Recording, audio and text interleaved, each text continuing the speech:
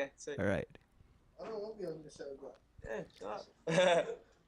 All right, guys. We are back live on Monday Night Mayhem, and I'm with Suman Mukhtarian, who's actually have some guys over there in his gym. Suman. Hey, how's it going? Yeah, man. I believe you have some friends over there. Yeah, I got some of the Australian top team's finest young prospects. Uh-huh. I got 17-year-old James Jumanji in the gym here. Say hello. Right, yo.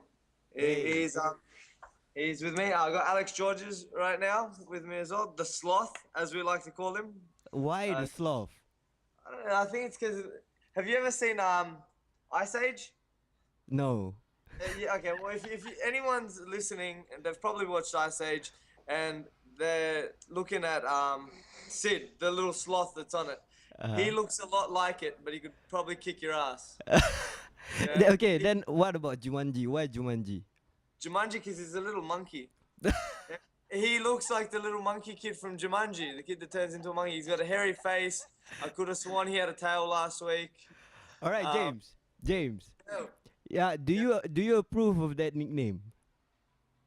Yeah, of course. All right. Okay. He's got no choice. I've got no choice. Okay, James. How about this? If you have an opportunity right now, live on YouTube, to give a nickname for Suman Mukhtarian, what would that nickname be? The Magician. Why? Because at training he's shit. And then in the ring he fucking Pulls it off. Pulls it off. Wait, I got Trent as well here. Trent Trent Nino Loco, Mr. Sanchai Kick. I saw your vid, man. I'm so impressed with that Senchai kick. Thank you. Okay, Jumanji's off. All right. His mum's coming to pick him up because he's only 15. He's off. See you guys. So yeah, but we got Trent as well. Obviously, one with that incredible Sanchai kick. You know, the video will be on YouTube mid this week with that knockout kick, and the world can see him in his fluoro pants do probably the knockout of the year In Australia. Yeah, wait, I'm telling you, knockout of the year in any sport. Wow. I'm calling now. Phuket top team. Phuket top team and Australian top team currently have a competition going. We have fight of the year, submission of the year, and knockout of the year. And that was my first contender for knockout of the year. Rob Lucida claimed that he was going to get knockout of the year, but I think that one's going to be pretty hard to beat. You know, so it's pretty good. And then Trent's fighting for an Australian title in a month's time. And then we got Alex as well, who's got like 3 fights in the next month coming up. So all the young guys here pretty busy. James actually got a fight booked in today. Actually, it seems like they're changing the laws in Australia, in New South Wales, and people under the age of 18 will be allowed to fight. And James is versing in MMA the Australian K1 kickboxing champion, Daniel Rivet. Wow. Yeah, he's a very good kickboxer, a very good boxer. He's a state champion boxer. Yeah, he's gone to the Youth Olympics. Wow. He's a judo black belt. He's a jiu-jitsu blue belt. The kid's very, very good. He's very talented. He's had, I think, between 10 and 15 fights as well at such a young age. He's only 17 or 18 himself. And James as well, 2-0. And James is looking to make a big impact. So I think it'll be a real good fight, real competitive. Probably the 2 top prospects in Australia under the age of 18 for MMA. Wow. But Trent's pointing at himself saying he's the top prospect, but I don't know. You don't... Oh, come on. You don't know? No, Trent's a kickboxer to me. For now, until you fought MMA and until you really dig down and do your jiu-jitsu, like I keep telling Trent, you know, I can't really say it, you know. Even Alex the Sloth does more jits than Trent does. Well, you guys get it sorted out in Australian top team, man. Yeah, man. Everyone's a prospect here. Every young kid that comes in here and trains hard is a prospect in their own sense, you know. So yeah, what can you do? All right, man. Top team's going to the top. That's all I can say. All right, I can't wait for the fight. When is it happening? The fight is happening on the 10th of May, and actually, Uh-huh. 10th of May, great date. Alex, Trent, and James are all fighting on the same night. Wow. Yeah, Alex is having a boxing fight, his first boxing fight. He's generally had kickboxing and Muay Thai fights. He's having his first boxing fight. Trent is fighting for the 58 kilo Australian title. Mm-hmm. And James is obviously fighting the young gun Daniel Rivet. That's awesome, man. Okay, guys, for those who are tuning on the show and been awaiting the arrival of executive Justin Leong from Rebel FC, Justin just texted me. You can see it on the stream right now. He's still at the office, hardworking, I presume, hopefully. And he says that once he's home, he will get on the show, and that will be in half an hour's time. Now, that part of the show. So, at this moment of time, I would like to also say that I'll be calling out fighters for 1FC Rise of Heroes. If you all saw my Facebook page the other day, I said that one of the best fighters in the world called me on the phone. Bibiano Fernandes called me on the phone in the morning, on Monday morning. And he's considered like the number 3, number 4 fighter, bantamweight fighter in the world. That guy fought Uriah Faber, I believe, in one of his first few fights. So, he said that at the point of time, unfortunately, I wasn't free, so I'm calling out Bibiano again. I would like to do an interview with you, and to add on, I've just called out Masakatsu Ueda as well. I believe he does know some form of simple English, and Eduard Folayang for this week. So you 3 fighters, please reply to me. I would like to do an interview with you, and hopefully next week, when we go down to the card, we'll see Joshua Alvarez, Ray Doc Yogan, and Rob Lasita next week for the interview, as I call them out. So on and so forth, all the way until 1FC Championship Rise of Heroes. So now, Suman, let's start the show with glory. Heartbreaking. Yeah, man. Okay, we started off the show with Corbett and Saki. Didn't see much of Saki. Saki won that fight. Then after that it was Spong and Cavallari. It was a good fight, I believe. It's just that Spong was just a bit more technical. Then all the way to the main event, the fight didn't go on as much as we wanted to, and Spong kind of shattered his shin. Yeah, man. Well, see, I said it last week. I said that was going to be the final. I think everyone knew that was going to be the final. Saki was a bit too good for Corbett, and Spong, as we knew, was going to be too technical, too strong, too big, too quick. And he was, so the final that was meant to happen did happen. It ended in a devastating fashion, obviously. I put a photo up on my Facebook this week about that photo, and something nice to see was the respect shown by Saki after the fight.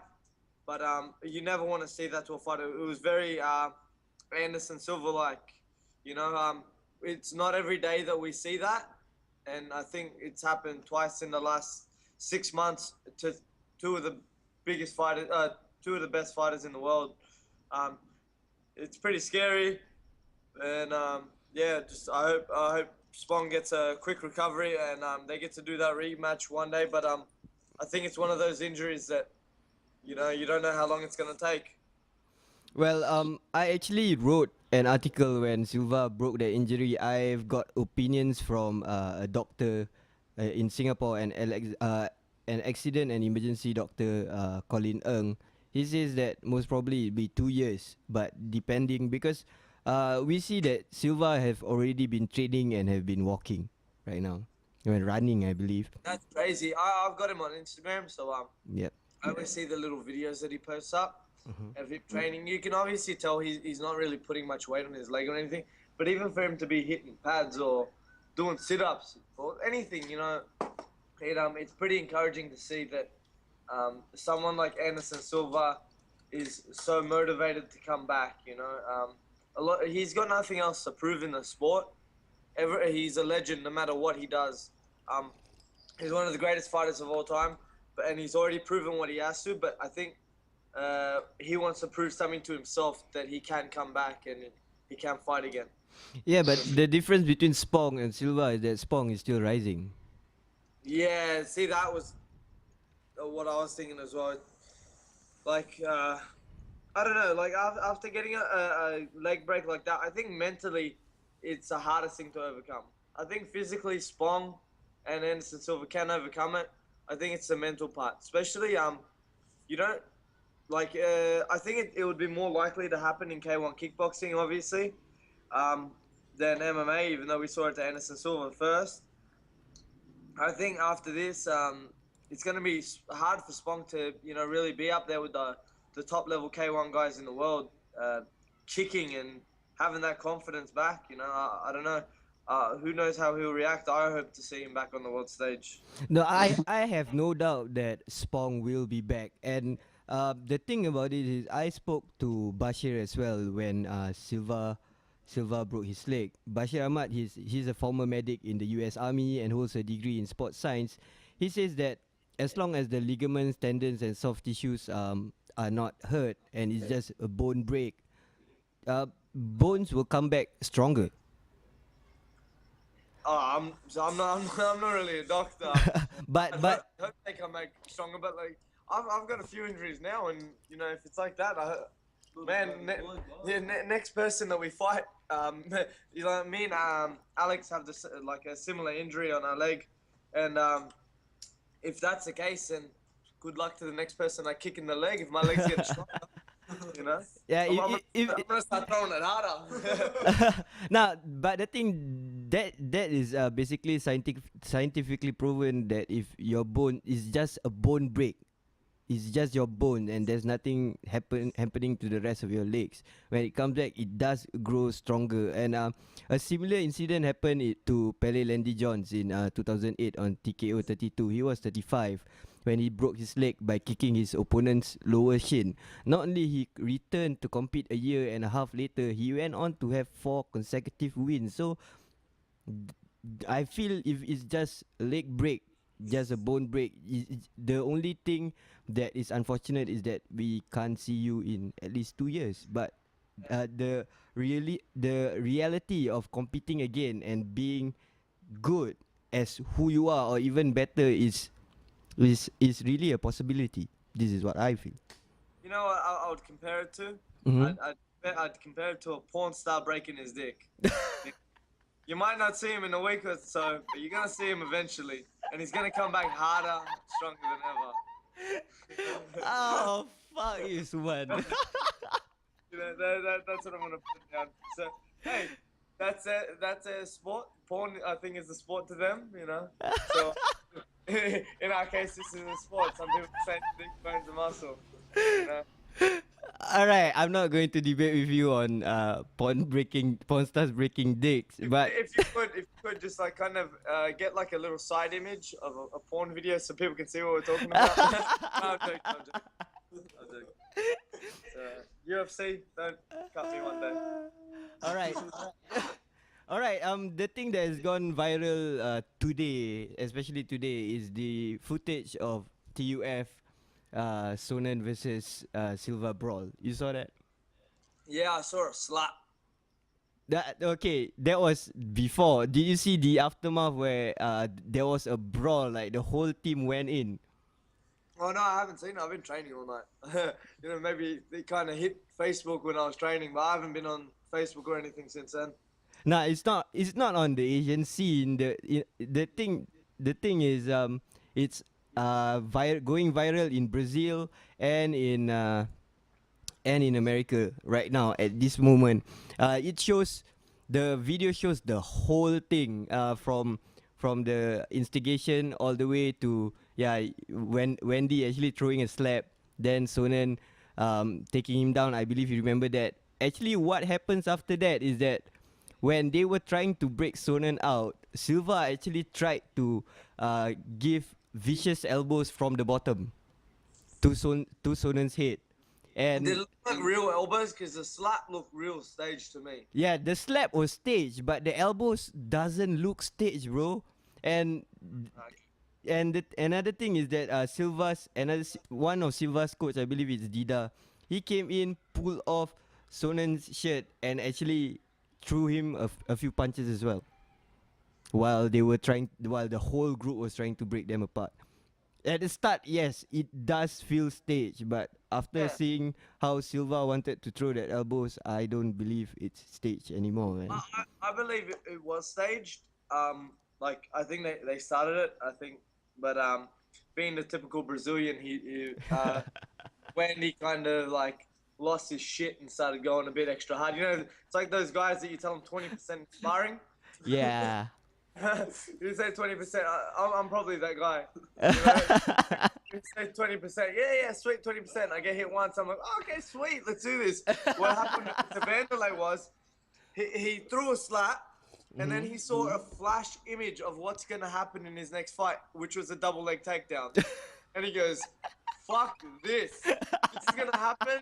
I'm gonna show him what's gonna happen if he double legs me. I'm gonna elbow him." You know.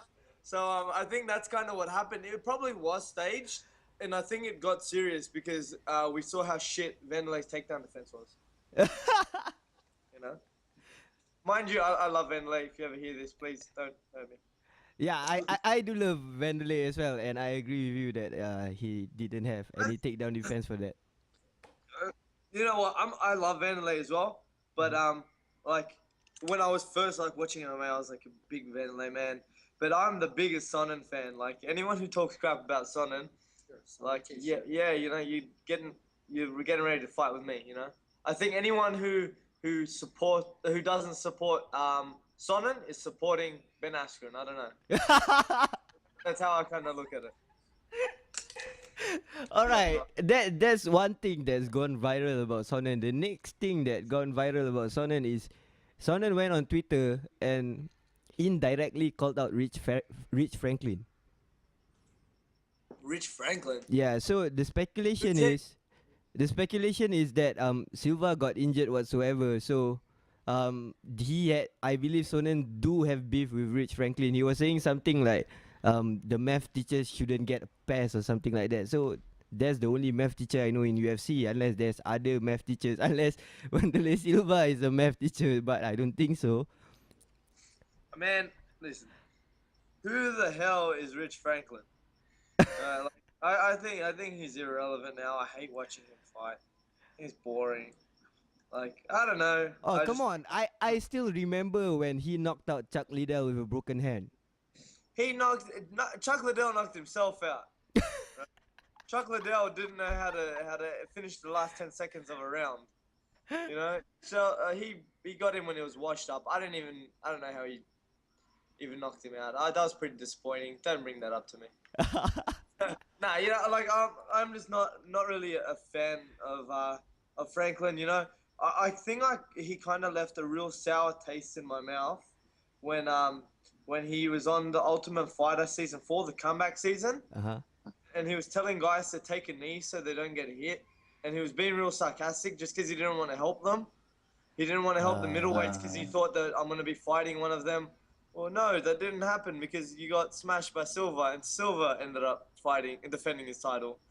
You know, I think that it was a real dick move by him. Like if it's like if someone comes into your gym, right? Mm-hmm. If someone comes into your gym, and like they message you, for instance, they message you and say, "Listen, man, I really want to come down and do some training with your guys, blah blah blah blah." But then he comes down and trains for his own purpose, but doesn't really want to help anyone else out. Why should we help him? You know what I mean?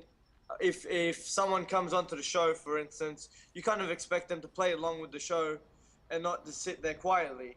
He kind of walked into the gym and he was just like, you know what? I don't have to help anyone. Yeah, I'm going to give them stupid advice. And you kind of see the arrogant side of Franklin come out when in reality he should be so cocky. He should tell them, give them advice, which it was what his role and duty was at that time. And say fuck it, you know, like look at Rousey. She on the last season of The Ultimate Fighter when she was coaching, she at the end of the season turns around and goes, "Listen guys, I'm going to teach you all my armbar." Right, and she goes, "For whoever's watching this or whoever's going to watch this, I don't care because I'm so good at it that I'm going to get it anyway." You know, that's kind of what you want to hear from someone who's brought there to coach, to show you their secrets and techniques, because like that's why they're in charge, you know. I've seen a lot of other coaches come into gyms and be like, oh, you know what? I'm gonna teach them all these techniques, but there's certain techniques I'm gonna keep hidden. Like, I don't like. So I think Rich Franklin's kind of that guy. I think secretly he's real shit, and he just relies on being cardio and like just being alright at everything, you know. So he doesn't really have much to offer. So I don't know. I'm just not the biggest fan. I don't like the guy. He looks too much like Jim Carrey. You should see him. Dude, I met him live before in person. He doesn't look Jim like Carrey Jim or Carrey. Rich? Rich. Oh, okay, yeah. Did you get confused for a second? No. It was the size difference. I'm telling you. Yeah, he's fucking Jim big, Carrey dude. put on about like 70 pounds. They'd look alike. I don't know how to agree with you on that. Okay, all right. We'll go on to UFC Knock Nogueira. First thing, WWE Johnny Bedford Rani Yaya. You saw the fight pass? The headbutt, yeah. No, you saw the post match. Did you see the post match? Nah, I didn't see the post match. Okay, what happened in the post match was that Johnny Bedford was unhappy that it was called a no contest. He actually thought that he won that fight. Then Rani came on and say something, I don't remember, which was very subtle, but Johnny just, I want an instant rematch right now. Sorry? Yeah, Johnny just say I want a rematch. I'll fight you right now.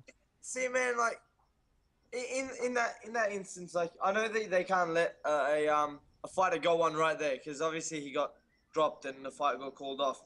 But yeah, those are one of the fights you have to see a rematch. So one of them shuts up. You know, I think that's the only option that they've got. Johnny coming up and saying, "I want my rematch" or whatever that is. Just shut up.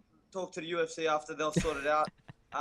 Apologize to the fans. Not apologize to the fans. Thank your friends and family for being there. Tell them that you'll be back and say sorry that such a thing happened. It won't happen again next time. I'm gonna knock him out. Say some shit like that. Don't say anything about a rematch. You know you're probably gonna get a rematch, and the UFC will sort that out. Just be quiet. Doesn't matter. Fuck what Yaya says or whatever. Just do your own thing. I don't like that stuff. Talking about Yaya, one of his one of the guys who know him, one of the guys in the States who knows him quite well, told me a crazy story about Yaya, and I believe this should be known to a lot of people. Back then, there was this jiu-jitsu tournament, Yaya's team and Dominic Cruz's team. So Yaya was quite pissed off that his guy lost to Dominic Cruz. Lost to Dominic Cruz. Yeah, lost to Dominic Cruz guy.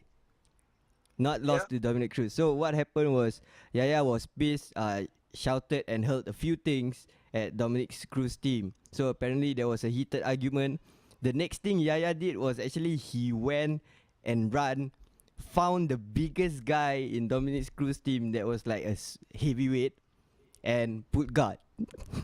Try to pull guard a heavyweight. And what happened? And the guy didn't go down. Exactly. So the guy just pushed Yaya off. Then Yaya just went out of the building. Man, if someone ever did that to me, I don't give a shit if they're a black belt, brown belt, purple belt, what they are.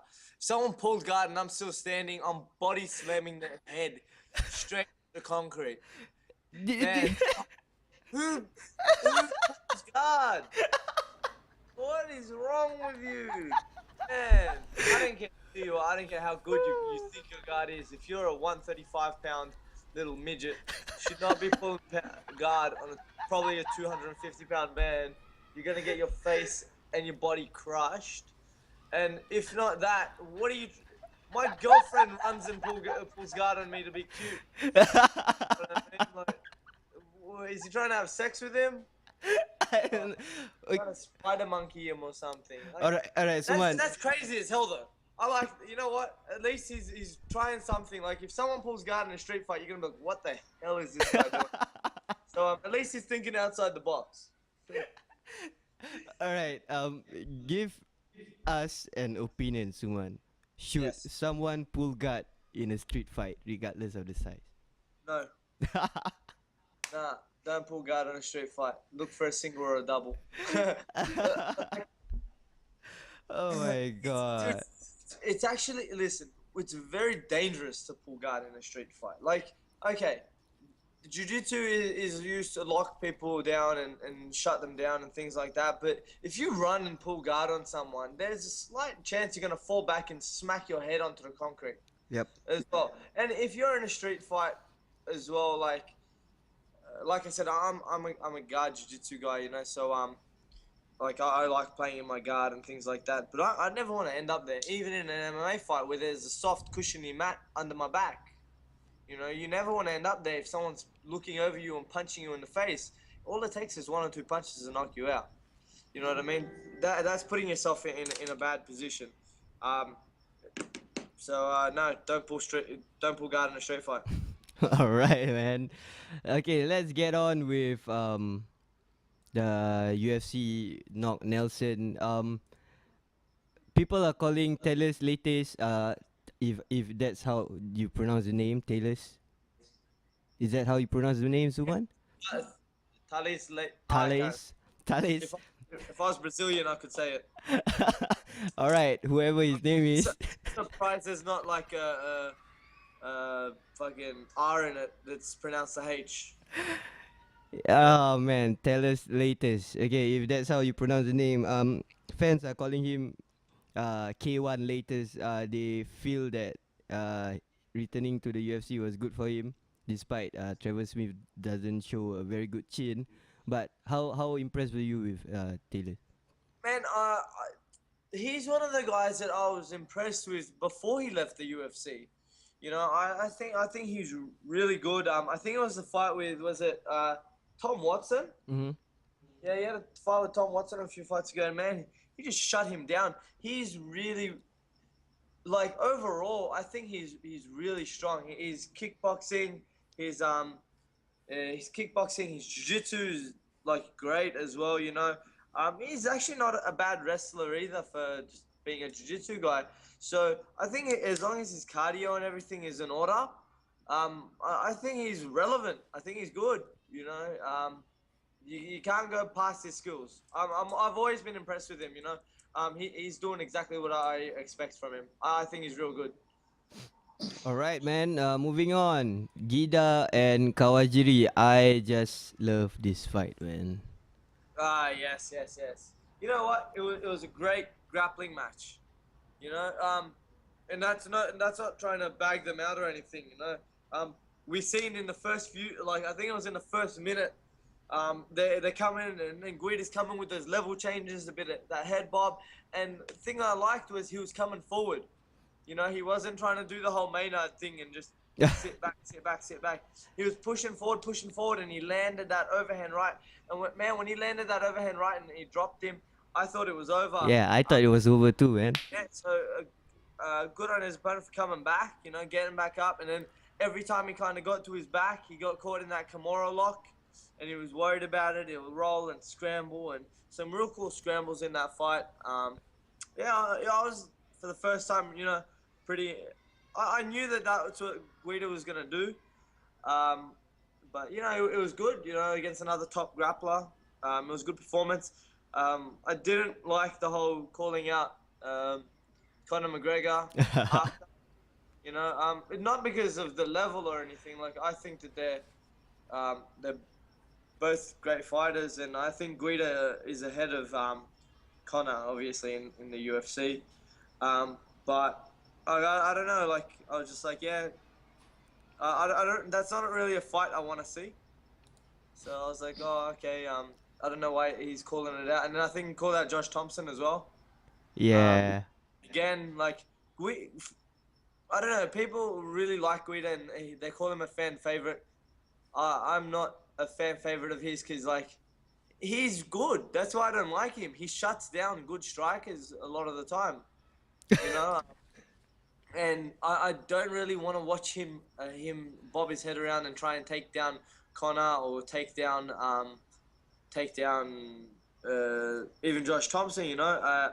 I like the fight between, when I heard that he was fighting Chad Mendes. Now that was exciting to me because I was like, okay, Chad Mendes, awesome wrestling, and he's on point, you know, with his striking at the moment. So I was like, yeah, we're gonna see a stand-up war. I don't mind seeing ground fights, but I don't want to see the same fight every time. You know, I kind of feel like I always get the same fight with Guida. It's fast paced and everything, but it's always look for the takedown and hug and hump his leg. As exciting as he is, I don't want to see him fight some of my favorite fighters because I think that he could beat them. And that's giving a lot of respect to Guida. I think that his style shuts down a lot of fighters, and it makes for a frustrating fight for me as a fan sitting there watching. You know, so it's not like a Ben Askren thing where I just don't like him. It's just, I actually like him, and but his style frustrates me because every time he fights someone that I really like, he just seems to like bully them around, and like the Pettis fight. You know, like you want to see those exciting guys stay standing, and it's cool to see Guida shut him down. I just don't want to see it.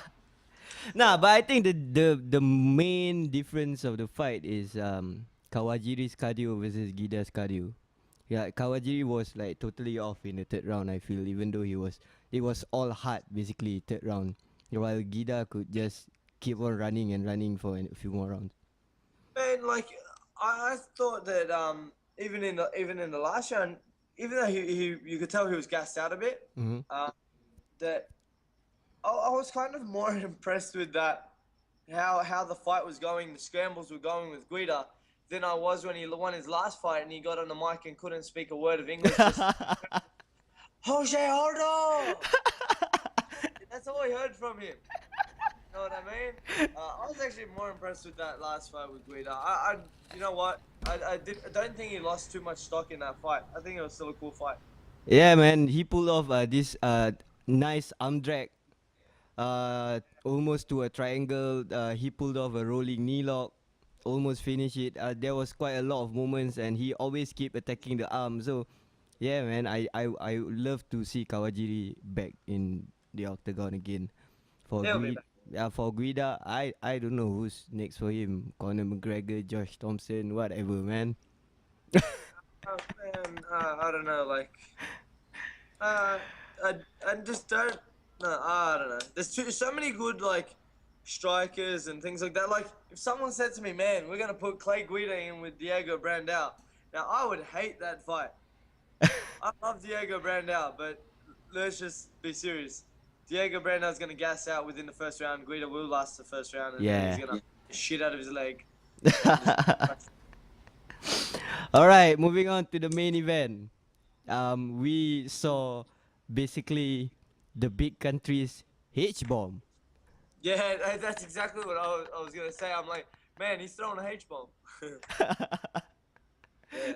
And Big Knock and Big Country. Big Knock actually called out Frank Mir after that fight. He says he won one last fight with Mir, and that's it for him.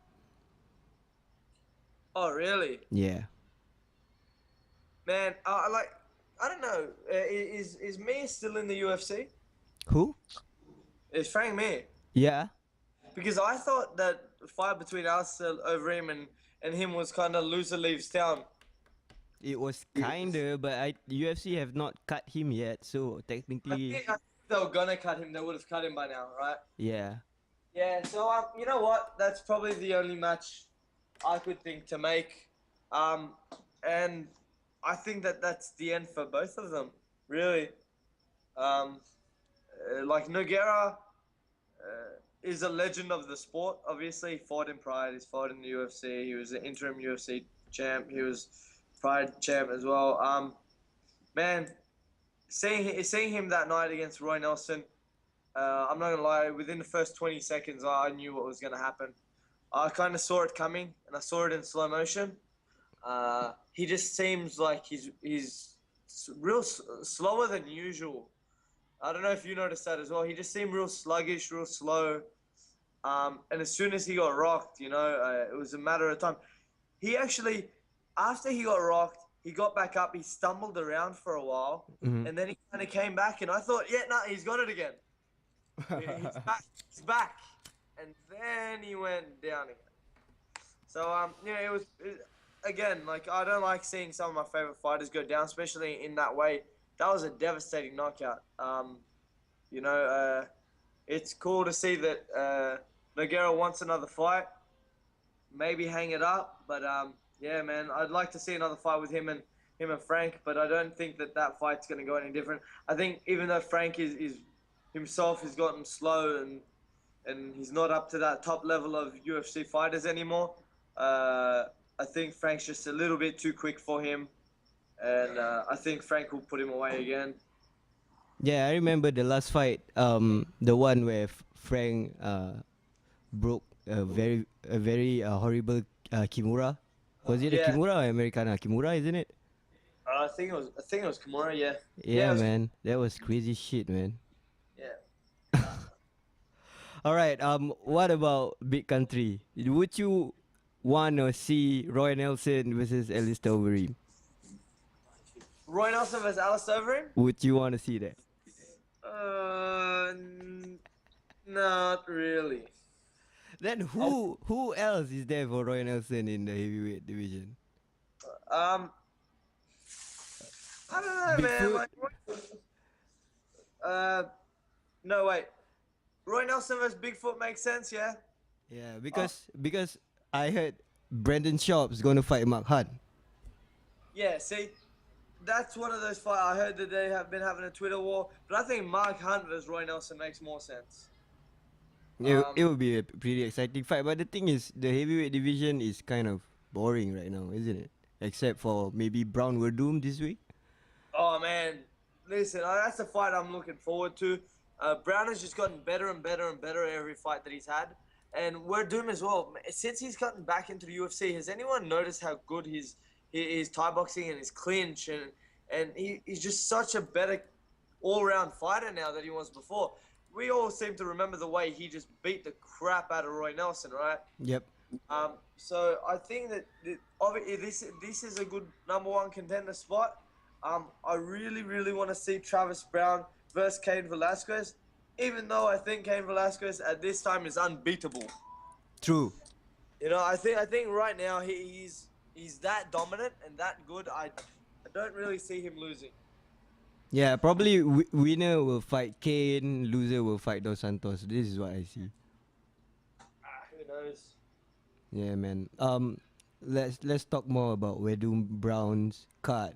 Your favorite fighter, Misha Tate versus Liz Camouche. Oh, well, she has to be my favorite fighter. She's my wife. Yeah, man. I was reading a bit on that today. Liz Camouche, great fighter. As we all remember, like, she didn't give Rousey a hard time, but she had Rousey's back. I remember at one stage, and she looked like she was ripping it off. Kind of looked like Uriah Faber and Ivan Menjivar's back. It kind of looked like a double. I think it's actually going to be a real good fight. I don't know what happens if Misha loses, like, or even Liz loses. Like, if Misha loses, that means she's lost 3 in a row. But then again, she lost to Kat Zingano. Kat Zingano and Rousey. You know, so does that mean that 3 strikes and you're out, or I don't know? Is it different for girls? They have to keep the girls, man. There's not much.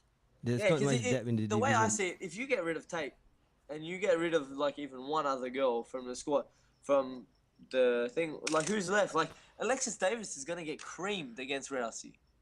Yeah, man. Talking about that, I was like, oh man, because what happened last week was that there was a reporter who says to Dana on the lunch media scrum. So they were asking him, so would you do a title fight with Gina and Rousey? And Dana replied blatantly, I do Gina and Rousey. Yeah. The statement is I do Gina and Rousey, and the whole room laughed. Suman, would you do Gina and Rousey? Yeah, because like I said before, if it makes money, it makes sense. No. I'm look the statement this way. Would you do? Oh no. Dana has already done Rousey, right? And I think he's getting ready to do Gina as well. If that's what we're talking about. I thought, hey, come on. I thought we were keeping this professional. No. You know what? Dana is known for kind of saying the wrong words at the wrong time. I think it was on one of the when season 10, oh no, season 9 or 8 of the Ultimate Fighter, when everyone wanted to get rid of Junie Browning, and he was like, "Hey man, let's not vote him off, let's beat him off." All right. And then he like looked at the camera and looked back at the guy's ears. That didn't sound too right, you know. I think he in his own head he had kind of an image, and let's not get too far into that image. I think he kind of just opened his mouth a little bit too quick and should have thought about what he was saying. But I think he's doing them both. He's doing it both at the same time. I don't really want to see him do anyone. He doesn't look like he'd look great with his shirt off. Oh man. Let alone his pants off. No, but the thing is, I'm kind of regretting the decision of hitting on the match with Gina and Rousey, because now Rousey and Davis looks even worse than Rousey versus Gina, man. That's boring. No one like, but it's boring. Why? Because Rousey is so good. You know what I mean? It's kind of like the same thing as we're saying as Velasquez. Like, he's not gonna lose. It's the same thing with Rousey. I don't see Rousey losing to anyone really. I think, like I said, if you were gonna beat Rousey, you would have beaten her 2 years ago, not now. Every video I'm watching of her, she's getting better and better. Her boxing is getting better and better. Under Edmund, you know, she's looking better and better and better. And I think she's still young. So if there was a time to beat her, it was a few years ago, not now. I think the next 2-3 years is going to be the year of the rowdy Ronda Rousey. No, but the thing is, UFC is trying to bang on her appearance in a movie. That's why they are trying and scrambling very hard to get an opponent. Dana resigning on Davis, I feel is kind of desperate. But who on the UFC roster right now would you put on there? He could just get Cyborg or Holly Holmes. Just pay a little bit more cash and they'll fight. Like, come on. Holly Holmes, right? I heard she got offered $250,000 for a boxing match. Yep. Man, I don't give a fuck who you are. You don't say no to that. I don't care who you're fighting. Yep. If you're a woman getting offered $250,000, forget everything else that's in front of you and you fight for that. Man, what do you think she's fighting for at Legacy? Like, what, 12-12? Probably. Yeah, man, like you can't argue with like I think it's something like, I don't know how many 100%, like that's so much more. That's like 1,000% more than what she was getting paid. You know? All right, man. We'll talk about boxing a bit. Pacman Bradley. Ooh, yeah, man. I think everyone saw it going like that. Pacman just kind of outworking, outboxing, and just being too quick and too strong. For Bradley's good. I think that everyone kind of got a bit of not what's the word. Like I've seen Facebook go wild for Pacquiao. Everyone's a Pacquiao fan. You know, he's the man. He's such a nice guy. Like, looks like such a nice guy, and he helps the Philippines and things like that. So I've got a lot of Filipino friends who've been on Facebook, and I think out of everyone on Facebook, I had one idiot on Facebook saying that Bradley clearly won that fight. I didn't know if he was being serious or not, so I kind of messaged him, and I'm like, "Hey man, you being serious about that?" And he was real certain that Bradley won, and I felt like slapping him through the computer screen. I feel that Pacquiao won the first fight, and he won the second fight even more clearer. You know, so I don't know who could say Bradley won that fight. No, there was so much difference in the fight. I actually struggled to finish watching the whole fight because Bradley was like moving around and not attacking much. It was all Pacquiao. And the thing is, everyone believes that Bob Arum is gonna take the opportunity to gain more money by doing a third Pacquiao versus Bradley. Would you want to watch that? Like, come on. No. I think the only fight that makes sense to me is Mayweather versus Pacquiao. That's the only fight I want to watch in boxing, man. I'll tell you, man. Like, I get a lot of things illegally online. A lot. Hey, I'm not gonna name names. But people are sending me like links on Facebook to watch things illegally. Like, hey man, check out this link. Thank you. But people do that. But that, like I said, I don't like to pay to watch fights. All right, and it's expensive, especially here in Australia. If you want to watch something on pay-per-view, man, to watch a boxing main event card, it could cost like $60, which is pretty expensive, you know. But I would definitely, 100% pay for that. I'd make a day of it. I'd invite all my friends and family over so we can scream at the TV and I can make fun of my Filipino friends and, you know, and possibly like get all my black friends around too. And then like if Floyd's losing, I'll go on the Philo side. Crash them. I'm the Arab in the middle. You know what I mean? I'm sandwiched in the middle. So I'm kind of like split between the two. Kind of like Moses in this situation. You know? So I can pick a side and I can go on it. But that's really the fight I want to see. So many people talking about it. I know. If anyone says, man, nah, that's not a fight I want to see, you're fucking lying to yourself or you don't love martial arts or sport in general. If you're an MMA fighter, a kickboxer, a boxer, Mayweather versus Pacquiao is something you want to see. I think that they're just saving it. Like, I think it's going to happen. I think Floyd Mayweather's got 2 or 3 more fights left on his Showtime contract. I'm not too sure. But I don't want to see Floyd versus Amir Khan. I know that he's going to verse Amir Khan or whoever he's versing next. I want to see Pacquiao and Mayweather, you know. I think that's the coolest flavor. I'm a huge Mayweather fan. Anyone who doesn't like his shit talking doesn't love entertainment, you know. I love you don't want to watch anyone on a Showtime special more than you watch Mayweather. You know, seeing him with all these cars and things like that. That's cool, man. Like, and you know what? He earned it. He can talk all that shit. You know, he's beaten them. He's done it. He beat De La Hoya. He beat Cotto. He beat these guys. He has to beat Pacquiao, right? Like, okay, whether he loses or he wins, it doesn't change a thing for Mayweather. But we want to see that fight. And you know what? I think if he beats Pacquiao, even though Pacquiao, they'll make a million excuses for Pacquiao if he loses. He's washed up, he's old, and this and that. I think, in my opinion, Floyd Mayweather is probably the top 5 boxers of all time, pound for pound. For me, especially, you know, I know some people agree with that and disagree with that. I agree with that, man. Yeah, I think he's top 5, pound for pound of all time. Yep. I think that if he beats Pacquiao, and if he does it soon, I think there's no denying that he could pound for pound be one of the greatest ever boxers alive. They'd like still be alive. Like, we've got Rocky Marciano, you know, who people are like, yeah, he was the greatest heavyweight of all time. We've got Muhammad Ali, we've got Mike Tyson, we've got Sugar Ray Robinson, you know, we've got all these guys. But I think that Mayweather, his legacy doesn't rely on it, but it would solidify his legacy if he wins that fight.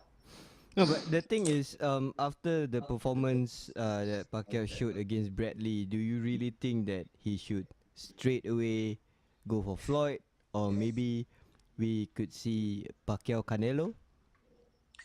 We can see Pacquiao Canelo, and I think we will see Canelo probably lose. Man, like, I think Floyd Mayweather made Canelo look silly. Yeah. Made him look stupid. You know, I think that Canelo went into that fight with a bit too much Hype. believing his own hype. He believed his own hype so much that even he made Floyd Mayweather look like something that he really wasn't. He was hating on him so much. I don't know if you saw this, but when they were at the weigh-ins, the final weigh-in that they had, and they had the belt, they did their weigh-in and everything. Straight after that, they came and presented Floyd. They handed the belt to Floyd Mayweather to take a photo with it. Now, what Mayweather did, he had the belt in one hand, and he had asked Canelo to hold the belt with him, you know, which is a respectful thing. To be like, yeah, let's both hold on to the belt and take a photo together, you know. And then Mayweather kind of tapped him on the shoulder and he was like, "Hey man, do you want to take a photo with this belt?" Which is actually pretty respectful, which is something we don't really see from Floyd a lot of the time. Floyd a lot of the time will be like, "This is my belt, I'm holding on to it, fuck y'all," you know. But he came up and he tried to give him the belt, and Canelo kind of shrugged his shoulders at him, and then he came again, and Canelo, I don't know what the hell he said, but he pretty much told him to fuck off. And then Mayweather's like, "Yeah, sweet, no worries, I'll just hold on to the belt too." And I was a Canelo fan until I saw that. Until I saw that side of his face, and I saw how he shrugged Mayweather away. As soon as I saw that, because I remember watching those weigh-ins live, and I was sitting with my brother and someone else, I turned around to my brother and I turned around and go, "Canelo's going to get smashed tomorrow." And then he turns around and he goes, "Why?" I go, "Because he's believing how good he is right now. You know, he's gone too far into the hype as the one who Oscar De La Hoya has given him the blueprint and this and that." I saw it coming, and I think that he got a bit ahead of himself, and I think going against another legend like Pacquiao, he's going to try and say, "Oh, I'm going to retire Pacquiao," or say something like that in his own head, and it's going to work against him. Man, I think, how old is he, 24? I'm not sure, man. Canelo, he's young really as shit. Man. He's young Yeah. as shit. Yeah. He's got so much time ahead of him. He should not be saying he's going to retire people and he's going to be the one to man, just let your hands do the work. Stay humble. You know, you're not Mayweather. Don't try and throw out the show. Some people try and make that image for themselves, and it just really doesn't work. Some people are cocky. Some people are arrogant. I think he went from being like a real cocky, good fighter to being an arrogant fighter, and the arrogance worked against him. He walked into that ring thinking he's gonna fucking beat the crap out of Floyd, and he's got it over him mentally. Floyd doesn't even want to fight. Floyd stays up until 4 o'clock at night and then sleeps until the afternoon, and then wakes up and goes and trains. And I'm doing 6 o'clock sprints and things like that. I think he just didn't respect Mayweather enough, and I think that if he doesn't respect Pacquiao, same thing's gonna happen. Well, unfortunately, once I believe once Pacquiao and Mayweather leaves the sport, Canelo will be the new king. Yeah, but in saying that, if he's gonna be the new king, there's always gonna be someone else who's coming to take his spot. I'm You know? hoping, man. Like and I just fear for the sport that once Mayweather and Pacquiao leaves, there will be no interest as big as it is right now. I'm telling you now, Mayweather has kept that sport alive for the last 3 or 4 years on his own. Yep. Yeah, in my opinion, I think as much as I don't, you know what? I'm really like dumb to see outside of the world if anyone's heard of Australian boxers. Now, who's the Australian boxer that you know from Australia? No one. Okay, have you heard of a guy named Anthony Mundine? No. Okay, see, you've never heard of Anthony Mundine.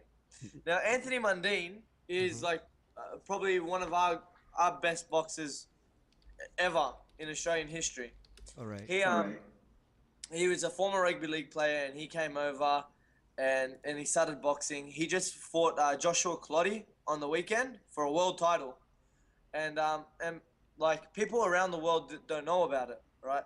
Now, Mundine is so hated in Australia because they think that he talks arrogant like Mayweather. They try and call him the Australian, like he talks crap like Mayweather and all this stuff. But what people don't realize is he's selling the fight. You know, dude, he defeated Shane Mosley. Oh, that's right. He defeated Shane Mosley, I think, a fight or 2 fights ago. Wow. He's And the I only don't know person this to know guy. him. Exactly. People haven't heard of him, right? But he in Australia has kept Australian boxing alive. Australian boxing is dying, just like I think boxing in general is dying. You know, boxing in general is dying, and it would have been dead if it wasn't for people like Pacquiao having so many Filipino supporters and being such a legend. And then we've got people like Floyd Mayweather, you know, talking and promoting. In Australia, we've got Anthony Mundine talking and promoting, and people are talking down on him, you know. And then we've got people talking down on Mayweather who are meant to be boxing fans. If you're a fan of boxing, you should really thank Mayweather for keeping the sport alive. Yep. You know, and I think it's not enough appreciation shown to these boxers sometimes, because man, I've got so much respect for boxers because I watch a boxing fight and I say, man, how the hell do these guys do 12 3-minute rounds of fighting at such a high pace? You know, I think boxing is one of the most grueling sports in the world, just as grueling as MMA. You know, it's different. But I think to be a top level boxer, be in Mayweather's position, it takes a lifetime of training. You know, you cannot we hear of a lot of MMA fighters starting at the age of 20, starting at the age of 18 or something. You can't be at that level of boxing as Floyd Mayweather if you started at the age of 20. You can't get there in 3 or 4 years. You have to be training since you were 8 years old, 6 years old, which is what a lot of these guys do. So they've given a lifetime to this sport, and you know, it's sad that, like, I think in 5 years that the fighters that gave their life to this sport and started so young probably won't get the appreciation. And I think the only reason they're getting it till now, and they're getting a chance to fight people like Mayweather and things like that, is because of Mayweather himself. He's given younger fighters that opportunity. He's kept the sport alive. Show a bit of appreciation to it. All right, man. Totally agree. Now we move back to MMA this Thursday, I believe. TUF finale. TUF Yep. Nations finale. Bisping and Kennedy have been going on Twitter for I don't know how long, man. I think it was since Kennedy had that knockout win in the UFC fight for the troops, and the next person he called was Bisping. Where do you think this fight will go? Man, I haven't watched too much of Tim Kennedy's previous fights before he fought Roger Gracie. I never saw him too much, but man, he seems just like any man who can end up dominating Roger Gracie, even on the floor. Roger looked like he had nothing by the end of the fight, you know. Kept such a high pace with such muscle. He just seemed to grind it out, and we saw in that last fight that he had against Natal, he has some KO power. Mm-hmm. I think that if Bisping sleeps on him, he could go to sleep just like he did against Henderson, you know. But at the same time, we got to remember something. Bisping has probably the best cardio in that middleweight division, you know. So he can keep up with that high pace. And out of all the probably British guys that we've seen, or the English fighters, he probably has the best wrestling that we've seen, you know. So I think that he could put up. I think that this is going to be a real close back and forth fight. I know. I think betting would be on Bisping, right, to be the favorite. Yep. Yeah, Bisping would be the favorite, but I think we can't really sleep on Kennedy. In my opinion, we're going to see Bisping by unanimous decision, but I don't think it'll be too dominant. I think we're going to see 29-28. We're going to see Bisping edge out. Probably the first round, Kennedy's going to come back second, and then Bisping's going to put that cardio on him in the last round and really pick his shots, maybe even get a takedown if he could. Tim Kennedy's an awesome wrestler too, but I think that it'll be a close fight. I think Bisping's experience in the UFC will help him a bit. Tim Kennedy seems like a pretty cool, collected guy, but I think we're going to see Bisping in a back and forth fight. I don't think we're going to see anyone get knocked out, but then again, usually when I say something like that, I have to eat my words. I think Bisping could get knocked out, man. You think Bisping will get knocked out? There's a very high percentage of Bisping getting knocked out because I don't see Bisping knocking out Kennedy. Nah, I don't see him knocking out Kennedy, and I don't see him submitting Kennedy, so which is why I think it will be a decision win. But I don't know. I just think that man, like you saw the fight between Bisping and Sonnen, right? Yeah. Like that fight made me realize that even though he lost, man, Bisping, you can't sleep on him. I think that was the fight or 2 fights after he was dominating Silva, and then he lost. You know, he got submitted at the end of it. So I think he's still relevant. I don't think he's at that top level of fighters. In my opinion, what's going to happen, and something I really, really want to see, and I think it's perfect. I really want to see Bisping win this fight. Mm-hmm. Then we've got UFC New Zealand coming up. Mm-hmm. Not long after, we got James Tahuna making this drop to middleweight. I believe he'll beat Nate Marquardt. I think he's going to stay standing. I think Tahuna's going to knock him out. And then from there, I want to see Tahuna versus Michael Bisping. All right, man. Man, I'm predicting the future here. It's good. It's a good fight to happen, and it's even a good choice to have for another season of TUF. You know, obviously Australia, I don't think is strong enough yet to have their own season of the Ultimate Fighter. So this season of the Ultimate Fighter is ending. They're obviously going to do another season of the Ultimate Fighter soon enough, right? They did one season in Australia. They did the next season in Canada with Australia. I think take Australians to England, right? Have them go against them. Bisping and James Tuna, tough coaches. And man, I like watching Bisping as a tough coach because I think he's a good coach and he's entertaining as fuck. Yep. You know? And all the trouble he causes and things like that, it's entertaining. So man, like I don't know, would you want to watch James Tahuna versus Michael Bisping? I don't know how much Tahuna is on character, but I'm telling you, Bisping can get his opponents over anytime, man.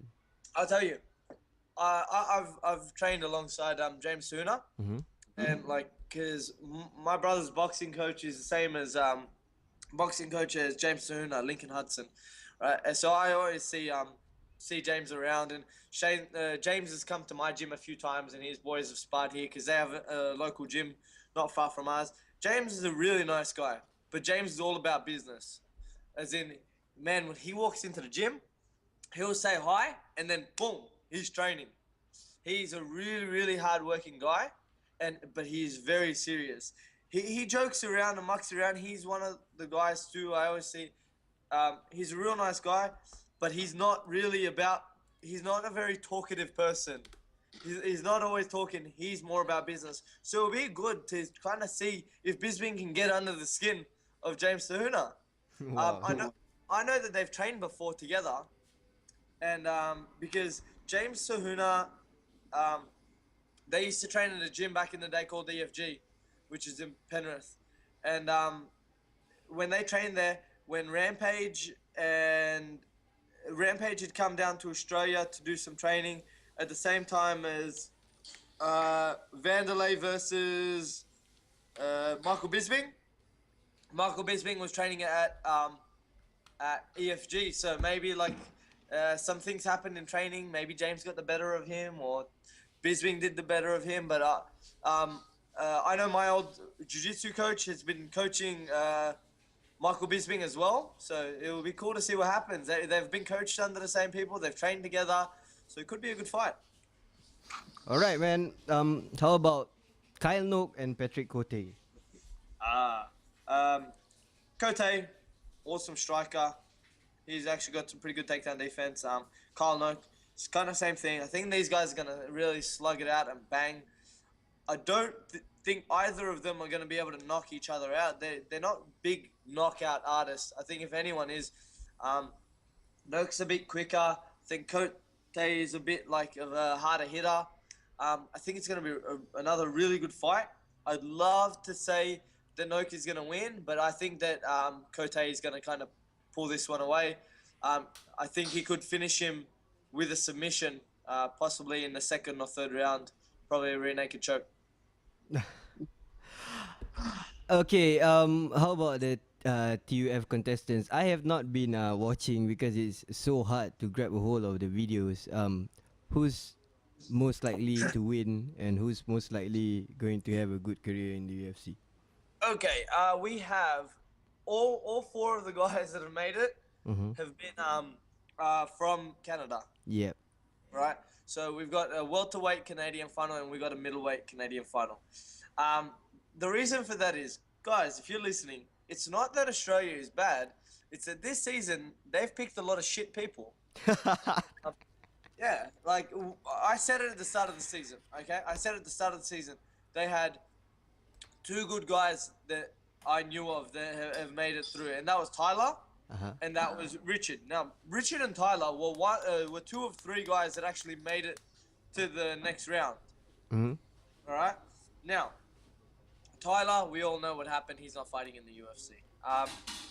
So we've got an all Canada final. I think in the welterweight division, we have Chad Laprise versus Olivier Aubin something. I can't pronounce his last name. Olivier Aubin Mercier. Yeah, that's that's true. yeah.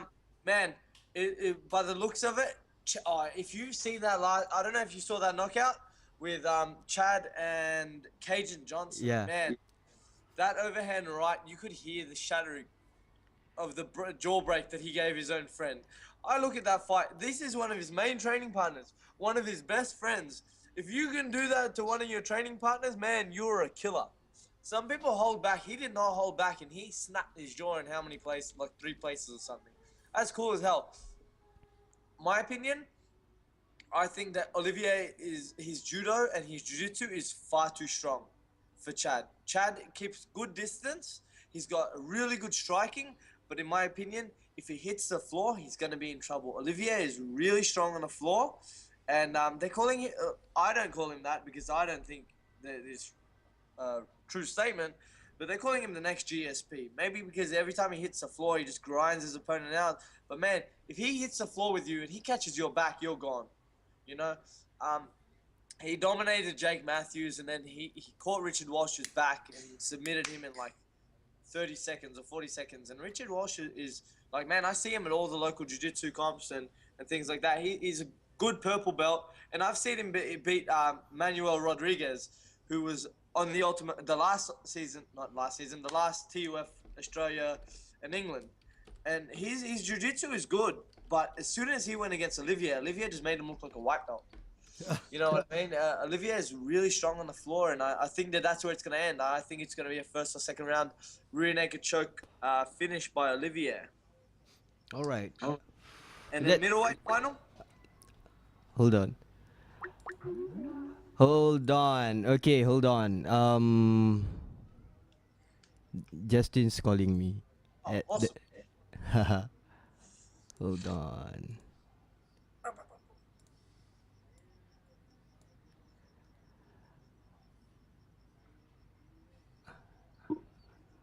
Justin, you on? Hello. All right, Justin, you have to let Suman finish with his thoughts on TUF. Then we'll get back to you. Would that be okay? Who is he insulting this time? I'm not always insulting people. He's always on a rant. He's always insulting. He's always calling someone out. Never ending. Man, just give me someone to fight. Just give me someone. All right, you free next week or not? Sweet. Yeah, we got the middleweight final, which is of TUF Canada versus Australia. Sheldon Westcott, which is the super explosive fast finisher from Canada, and he's versing the grinder Elias Theodoru. Man, Elias seems like his cardio tank. It can go for days. He wrestles, and he keeps coming forward. And supposedly he's got good kickboxing. You know, he tried to say he was 12-0 as a professional kickboxer in Canada, but we haven't really seen that side of him. So I don't really know. But Sheldon, man, when the bell rings, this guy goes forward and he hunts for the kill. This fight is not so much it actually is a clash of styles, but at the same time, they both do the same thing. They both go forward. They both try and hunt for something, you know? Even though Elias is hunting for a takedown and not so much the finish, they're both going to come in and headbutt each other or something. So I think it's going to be a good fight. I think that we haven't seen too much of Sheldon. Sheldon's been in the cage, I think, for a total of 2 minutes and 10 seconds out of his 2 fights that he was on TUF. So it'll be good to see what happens. I hope that somehow Sheldon finds the jaw of Elias, because I don't like watching him talk about himself and fix his hair up too much. And I think if I want to see my tough winner, you know, as a fan, you know, if I want to see my tough winner, I want to see someone who's exciting and goes for the finish, and that's Sheldon. And I think that if he's just going to go in, knee him, elbow him, and somehow go for something and find another cool Von Flue choke like he had in his second fight. You know, he's got some cool chokes and things like that. So, yeah, I'd like to see that. I think the Sheldon will win the final. Maybe with the first round TKO. I think if it goes to the second round, maybe we'll see a bit of cardio issues for Sheldon, who's always coming up with an injury and not training too hard. So I think it comes down to how explosive that first round is. If Elias can withstand the first hurricane from Sheldon, I think that if it goes into the second and third round, that Elias will pull out the win. Alright, before we go on to Rebel, I just want to say one mind-boggling booking. Why Dustin Poirier versus Akira Kurosani? What does that fight? Why It is doesn't that make fight sense. booked? It doesn't. I rather watch Dustin Poirier versus Cap Swanson 2, man. Yeah, man. Like Akira and Dustin Poirier going. I think they think that it's just gonna be a slugfest. They're gonna go hard, and Akira hasn't been going too bad since he's been in the UFC. You know, he's going quite good, surprisingly. But it doesn't really make sense of where they are in rankings. But I guess the UFC is smarter than we are, so let's just see what their plan is. You know, I think that it's one of those fights that that could be a fight of the night, even though it doesn't really make sense in terms of ranking. It could still be a very exciting fight for us. No, but what are they looking to put Akira as? What's his role within that division, in that featherweight division? Do you think, Suman? I think that he's another stepping stone for Dustin. To be honest, you know. I think that they really like Dustin. The fans like Dustin, so they want to kind of build his confidence and build him back up. And I think the UFC does that at times, you know. I think it was kind of the same thing as Diego Brandao versus Will Chope. Why did they put them together? I don't really know, but I think it was because they wanted to build Diego Brandao up, give him no fight's an easy win in the UFC or at that level of competition. But at the same time, I think the UFC figured Diego Brandao will come in. He's got so many fans. We don't want to lose him from the UFC. So let's put him in with Will Chope. Hopefully he gets the win and kind of builds off that confidence. And I think the UFC does that.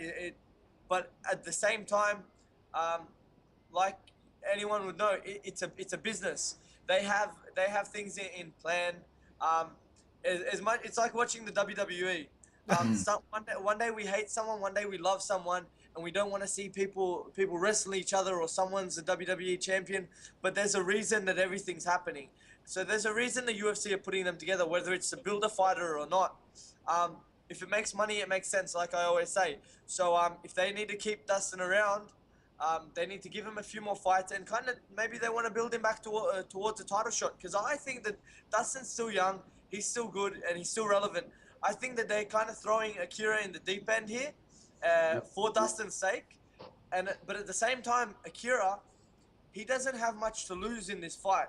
I think that if he goes in there and wins, or even puts in a good performance, it's going to boost his image a lot more than it would fighting a first-timer on an undercard.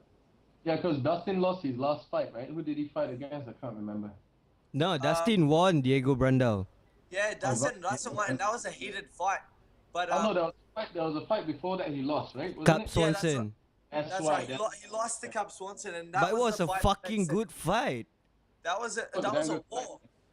That was a war, and that was the fight where Dustin's on the bottom and yelling at Cub, saying, "Man, you're taking my shot away from me," you know.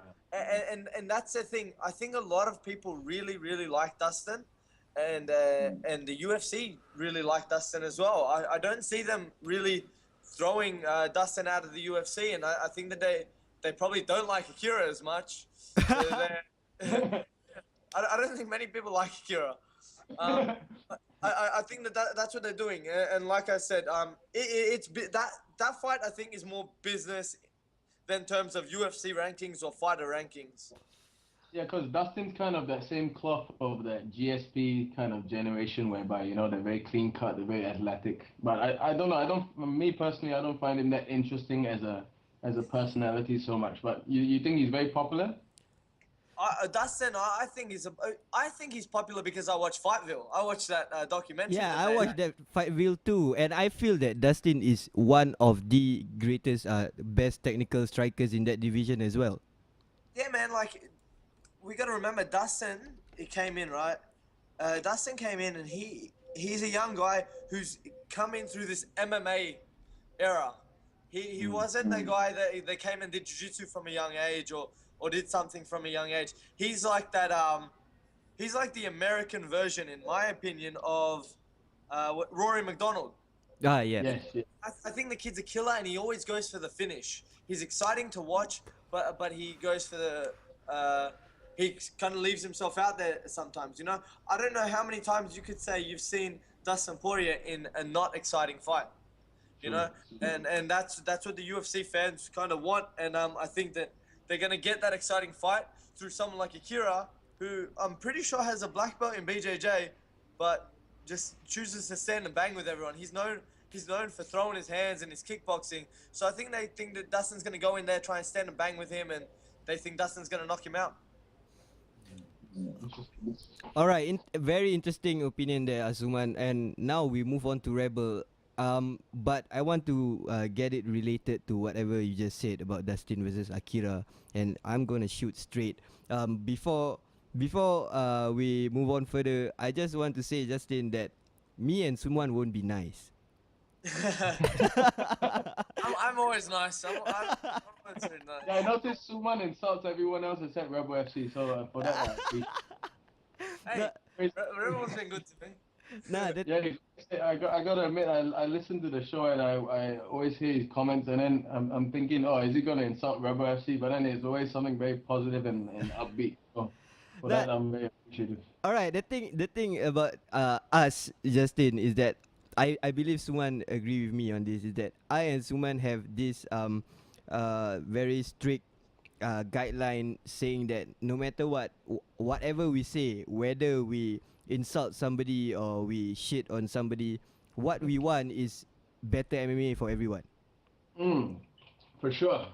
Is And that I think Rebel FC coming into Singapore at this time, especially in Southeast Asia, with ONE FC and UFC and even URCC, PXC, and all these companies, I think it's a perfect time for MMA. And I think it's perfect time to be a Singaporean MMA fighter and to be a fighter coming up in Asia at this time.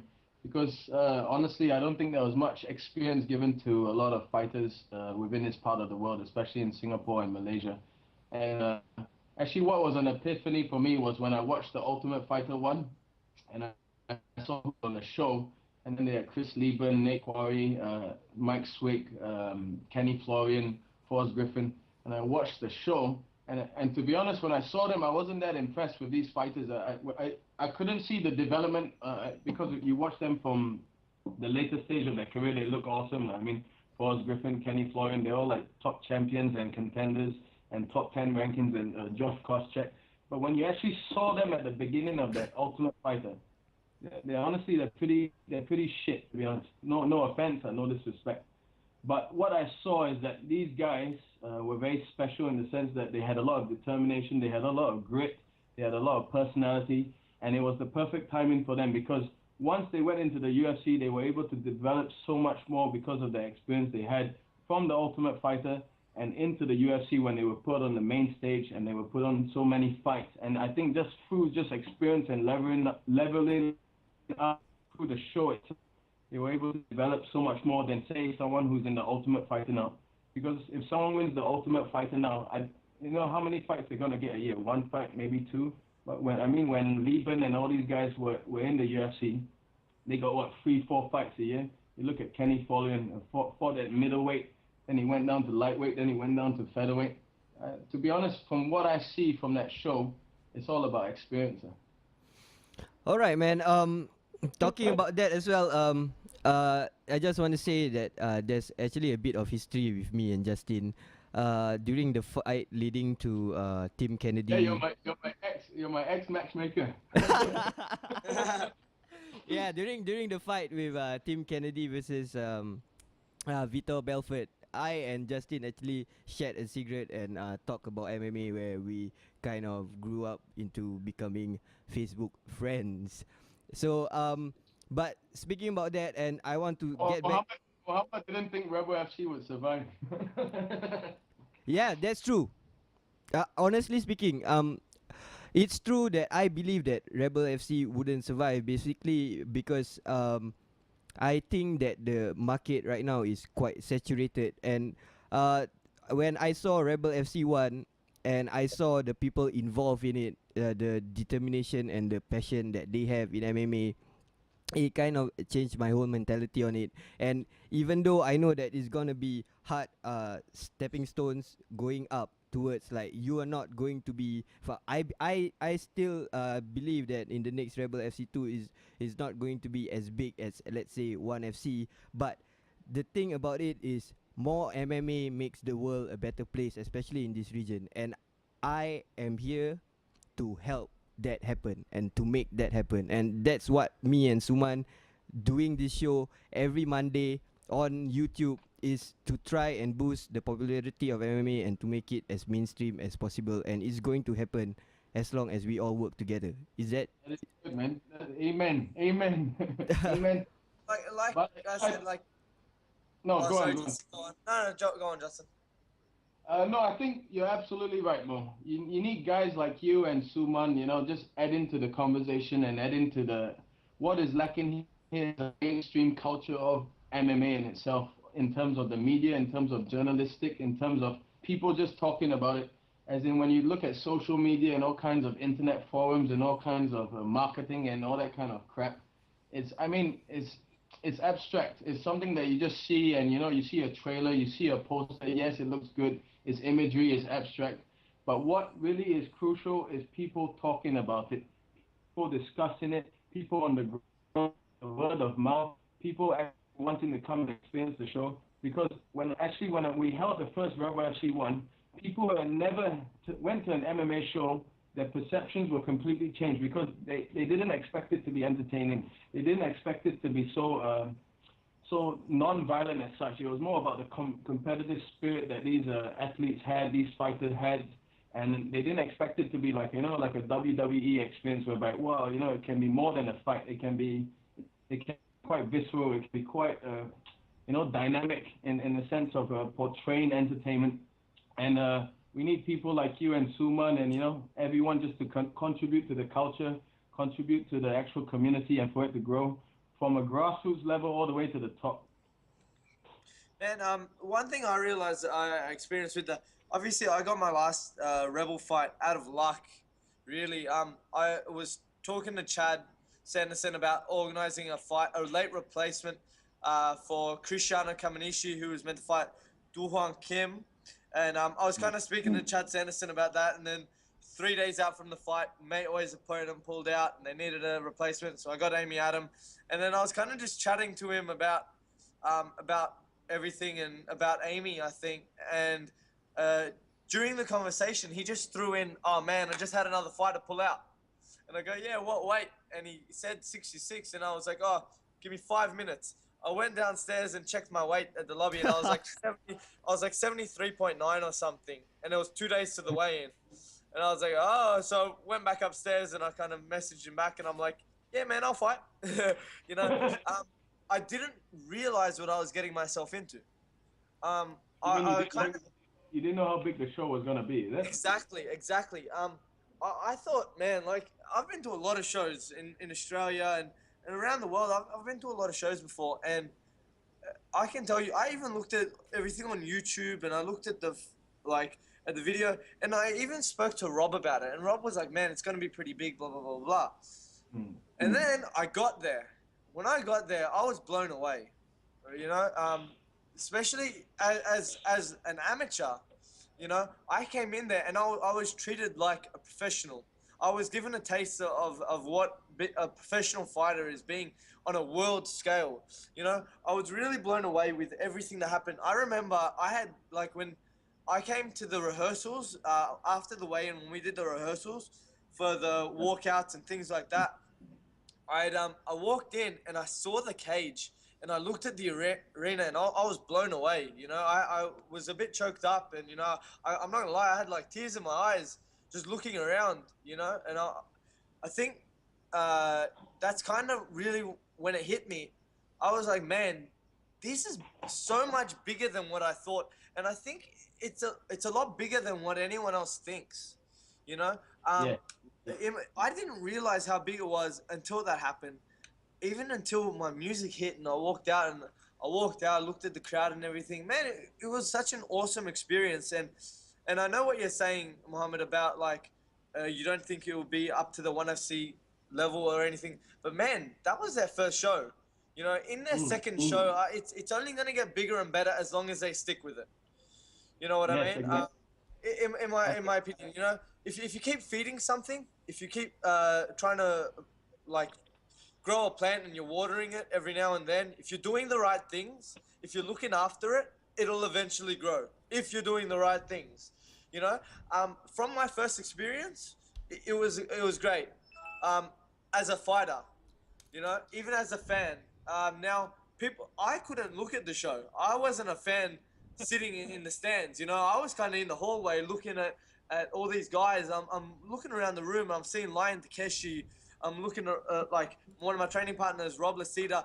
I've even seen Shafiq and the Slasher. You know, and I was a bit starstruck even seeing him. I think Shafiq's a real cool guy. You know, it's great to have on the show and everything. So I didn't see that part of the show. But from what I experienced as a show, and I'm not just like pulling anyone's leg or anything, it was an amazing experience for me. Anyone who you've heard me speak about it to, I don't really have much bad to say. It was their first show, right? And I think it's only going to get bigger, bigger and better. You know, as long as we got Justin and we got the right people in certain places. You know, I know Justin's working hard to get the right crew alongside him. And I think that in certain areas, if he gets the right people, man, 1FC is going to be in a bit of trouble. Yeah, man. You know? But see that, but in saying that, I'm not. But that's one thing I want to clear up, Suman, because I've been speaking to Mubarak. I spoke to him last week, and he was under the impression that you knew about this fight weeks in advance, which tell me honestly is absolutely not true, correct? No. I wish I knew about this Oh fight. my God, Mubarak told me about that as well. Man, Yeah. oh man, I wish. Because he thought we set him up for that fight that we made him train for an opponent that pulled out way in advance, but that's absolutely not true. Nah, man, As what Suman was saying, he was called 3 days before the fight. Even Amy, I had to go down to May Ooi's gym and convince her to take the fight at a higher weight. It was me and Silvio sitting there talking, and we had to change May Ooi's opponent about 3-4 times. Even Mubarak's opponent, I think 2 opponents pulled out before that from Malaysia, 1 from Singapore. And honestly, Suman was a complete last minute replacement. I think 3 days or 4 days, just right down on the wire. I think I've heard that before. That people thought that I was training weeks in advance. Now the thing was, I was in Thailand, right? This is what I meant by it was purely luck for me to be on Rebel. You know, it was something, you know, like to me, like God sent. You know, it was just being at the right place at the right time. I was in Thailand holidaying, you know, and I go to Thailand, you know, 2-3 times a year just to holiday, relax, and do a bit of training on my own. I own my own gym back at home, so it's good for me to get away for a bit, let my brother handle everything, and me train and focus on myself. Now, when I was in Thailand, I was training, but if people know Thailand, you go to Thailand, you train a bit, and then you kind of get a bit lazy and you start partying. You know, so I think people saw the photos of me training in Thailand, and they automatically assumed I'm in some type of fight camp or something. When really I went to Thailand for a holiday. You know, it just so happened that Rob Lasita had came up, and a few of the other pro fighters were like, "Hey man, we need some sparring partners around our weight," and then I was kind of thrown in, and all I was really doing was sparring with the guys. I wasn't really even doing much training. I wasn't prepared for that fight, and I even said it on the mic after my like post-fight interview. I said, man, I only had 2 days really to prepare for this fight. My preparation for that fight was my weight cut, you know, and it did take a lot out of me. I can guarantee you, if I had more time for that fight, I would have finished that fight in the first or second round. No, that was a great fight. That was a great fight. Thank you. Like Mubarak's a great opponent, great guy, but I'm not really about that type of stuff. I don't really need to kind of sneak around my fights. And like I said, Chad told me that Mubarak's like 3 or 4-0 in MMA, and he'd kind of said to me, man, the opponent's pretty good, and I was just really happy to fight. You know, and that's what I'm always happy to do. I'm happy to fight, whether I get banged up or I bang someone up. I wanna fight, whether it's on a day's notice, a week's notice. But that fight really was on 2 days' notice, and you guys one day will see me fighting on some show eventually, and I you'll think see me fighting. I think it's a good time to announce it, Suman. Oh man, come on! Like, oh, fuck, man, guys. You want to announce it, Justin? I'll leave it to you. Wait, hold on. If you guys want to do this, This is history right there. This is history. dude. If you guys want to do this, we gotta do this properly. Hold on. Hold the fuck on. Wait. What, you Oh, want man. to cut a red ribbon or what? Huh? Okay, hold on. Let me do this properly, man. We got music now. What, the production stuff? Nah. Nah, hold on. Someone's at the gym right now. I'm gonna call him. Who's that? I'm gonna call him so that you can make the announcement as well together. Who are you calling? Yeah. The announcement. Oh, yeah. Hold on, I'm hoping that he picks up the phone. If not, we're just gonna do the announcement right with you guys. Oh. Yeah, I think that will suffice. Yeah. Killing the moment, Mohammed. Yeah, man. All right. Actually, forget the announcement. I changed my mind. All right. I think he's out. But anyways, so Mr. Suman, what's the big announcement? You know what? I'll probably leave Justin to announce it. All right. But yeah. All right. Just as of last week, Suman is contracted to Rebel FC as an amateur fighter for 1 year, and we're very happy to have Suman, and we'll be announcing other amateur fighters on soon. But ever since that Mubarak fight, me and Chad have been very keen on Suman and fighters like that, Mubarak, all these guys, and from that moment onwards, we decided to choose him as one of our amateur fighters we're looking to develop into a pro fighter. Yeah, and I'm really grateful for that. You know, it's great that I can have such a stage to fight on as an amateur. You know, and I'm really happy that it's been announced. And I've said to Chad on many occasions. I was speaking to him just the other day. I said to him, man, you saw me on, again, 2 days notice last time. I'm really not going to let anyone down with this next fight. I'm training hard to work on my skills, work on my cardio, and get everything in place. And you're going to see me fighting as an amateur on Rebel, and you're going to see me develop into one of the world's best professional fighters on that Rebel stage. Justin, who is he fighting? Secret. That's a secret. Yeah. All right, I'll leave that as a secret because I'm okay with that. But let's just say he's fighting rather soon. All right, that's good for me. Anyways, Mubarak, you Yes. spoke to him. Yes. I spoke to him as well. What's the news on him?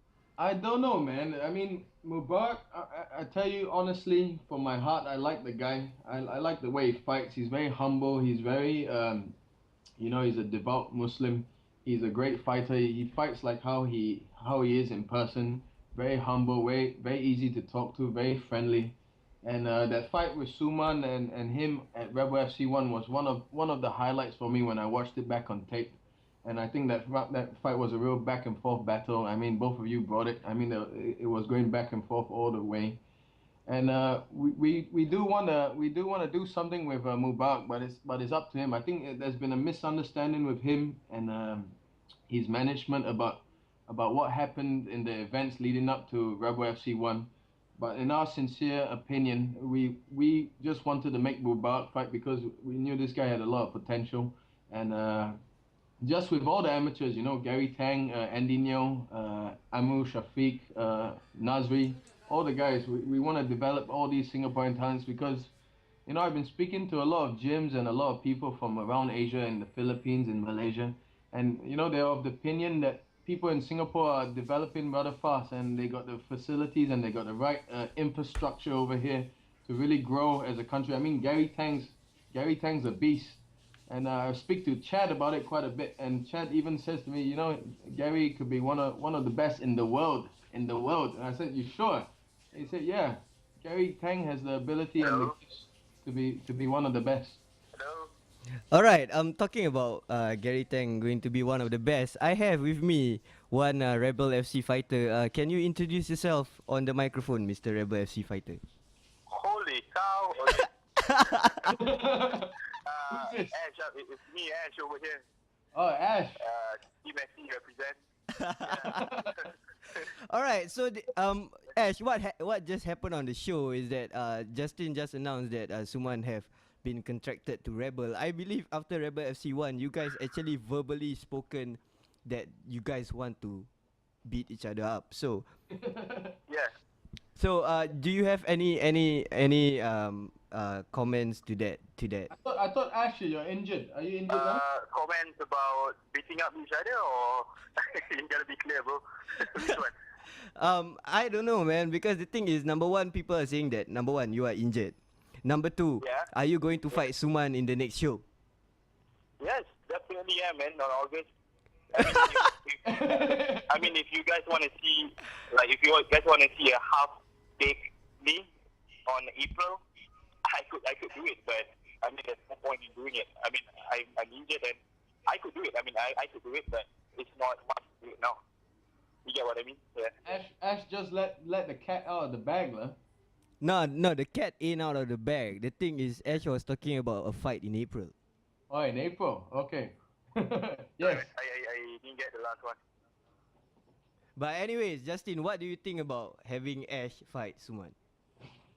I think Suman and Ash is a good stylistic matchup. They're both coming up in their division. The featherweight division is rather exciting at the moment, I think, in Asia. With Will Chope, you got the old guard like Joaquim Hansen. You got all these guys in Australia and Philippines, URCC, and even in Malaysia.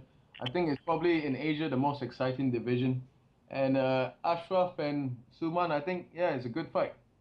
What do you think, Suman? Man, I think Ashraf, I was actually the one who called for this fight.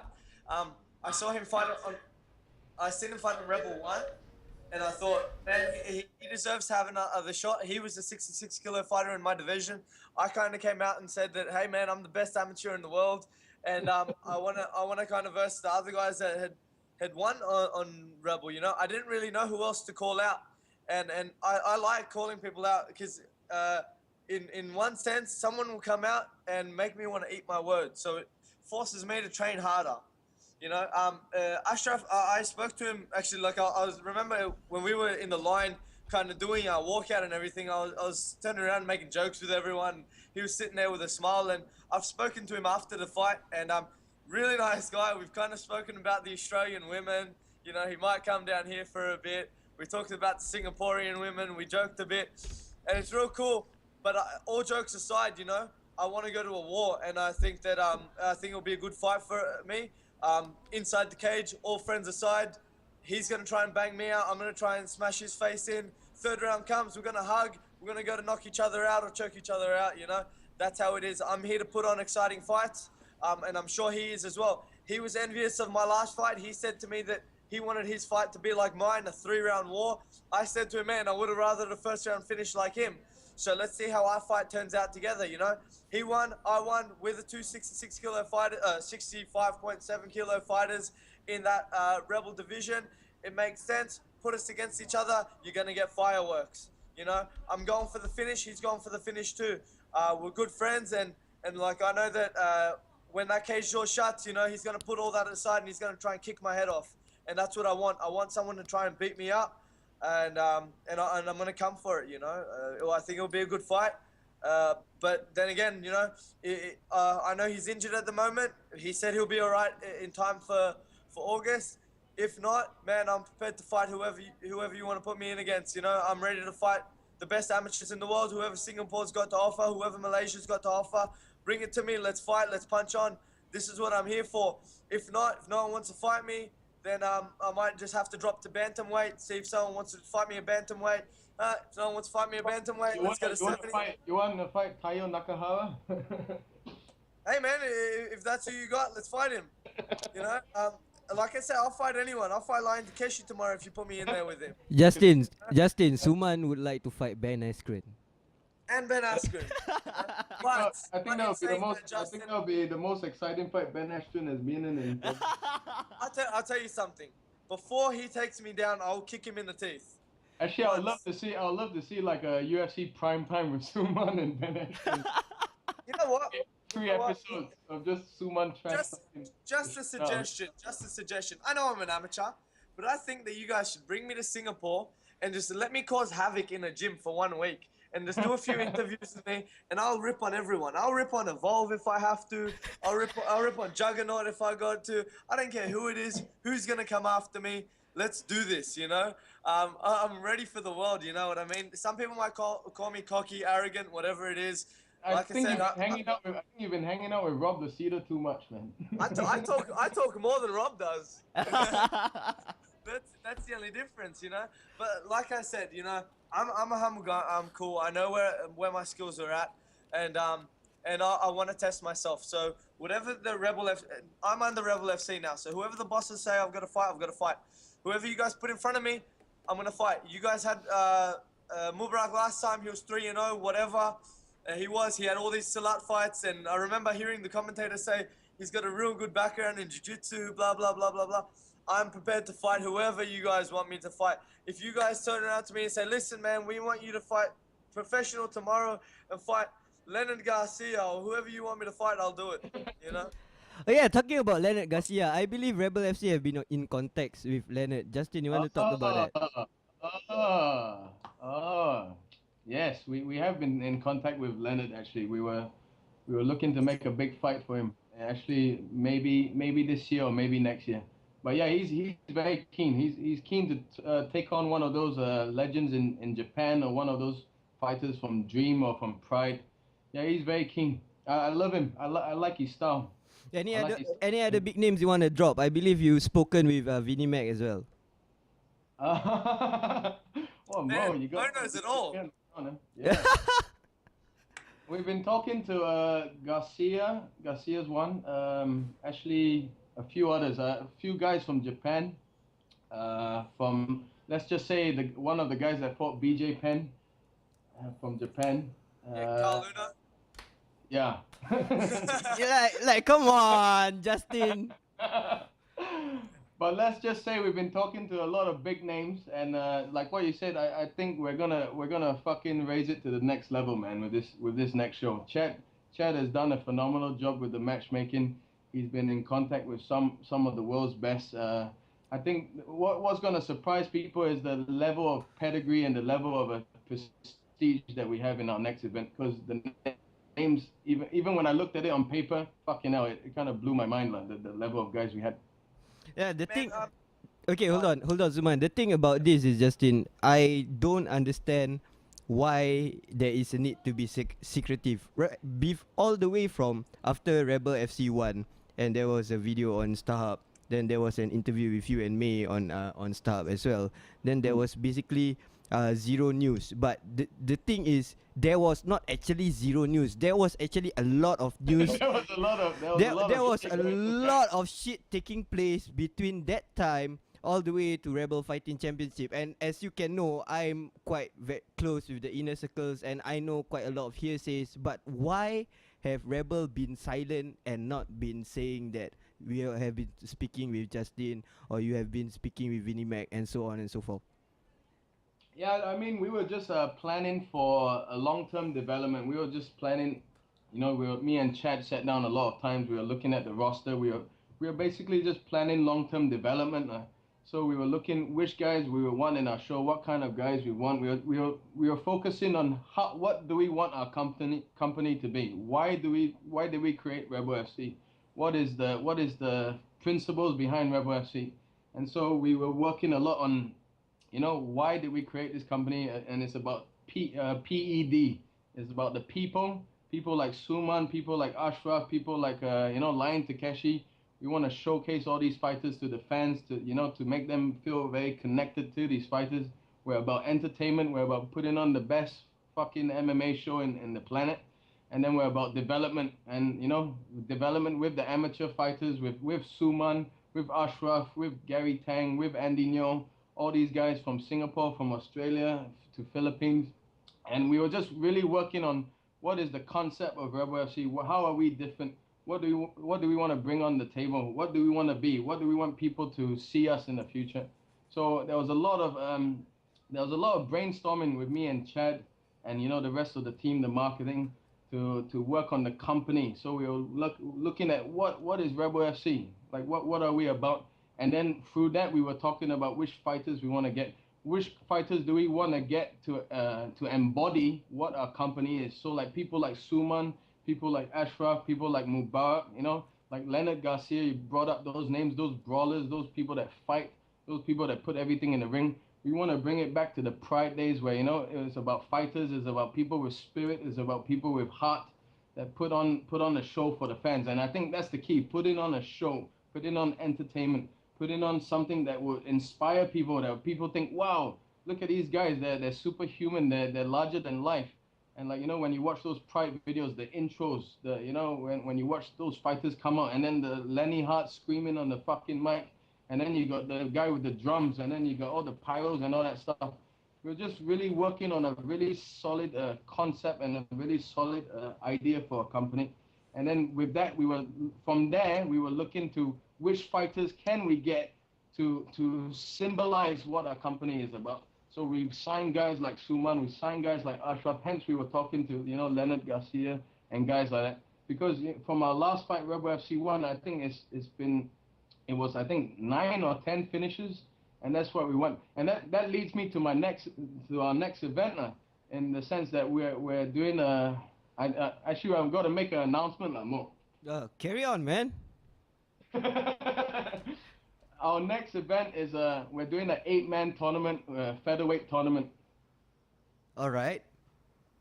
And it's called Battle Royale, and we got 8 of the baddest motherfuckers on the planet, and we got 5 world champions on the card, and all these guys have about 80 to 90% finishes, and the winner of this tournament will be the featherweight champion of Rebel FC, and that's our next event in August. Awesome. Wow. Listen, I'm just gonna put it out there, right? No matter what happens in my next fight. And Suman's fighting Lion Takeshi. Yeah, well, hey, Lion, I'm coming for you, bro. Nah. I'll tell you, after all respect to Ash, this is how I think. After I win my next fight, and I jump on the mic, I'm gonna be calling out whoever wins that tournament. Just for fun. Call me an amateur, call me whatever it is. Just to piss someone off. I hope that if I get a reaction out of someone like Lion Takeshi, who doesn't understand English or say a word, if I get a reaction out of someone, I did a good job, So listen, I think that's real cool, especially for the featherweight division. And you know what? It'll be cool to look at a belt that one day I'm gonna hope to be holding. Yeah. I mean, that's our next thing that we got coming up. Is Rebel FC Battle Royale, and then this will be the name we have for all of our tournaments. It'll be the Battle Royale, so whoever is the last man standing, and this is what we've been working on in the last few months. I mean, I know you haven't been receiving any news, but we've been really working. Me and the team have been working really hard at putting this amazing event together. And the 8-man has about go on. Is all those fights gonna be in one night? We'll have the first round in Singapore, and then we'll bring back the semi-finals and the finals in one night. So it'll be like a Pride-style kind of tournament. Yep, I get ya. And can you let us in on any names that are going to be in that tournament? Maybe? Somehow I knew that question was going to be asked. Yeah, I'm sure. We got. Speaking of the guy you just spoke about, we got Lion Takeshi on one of the 8-men. Awesome. We got Shoutout champion Lion Takeshi. We have one ZJT fella. We have a URCC champion.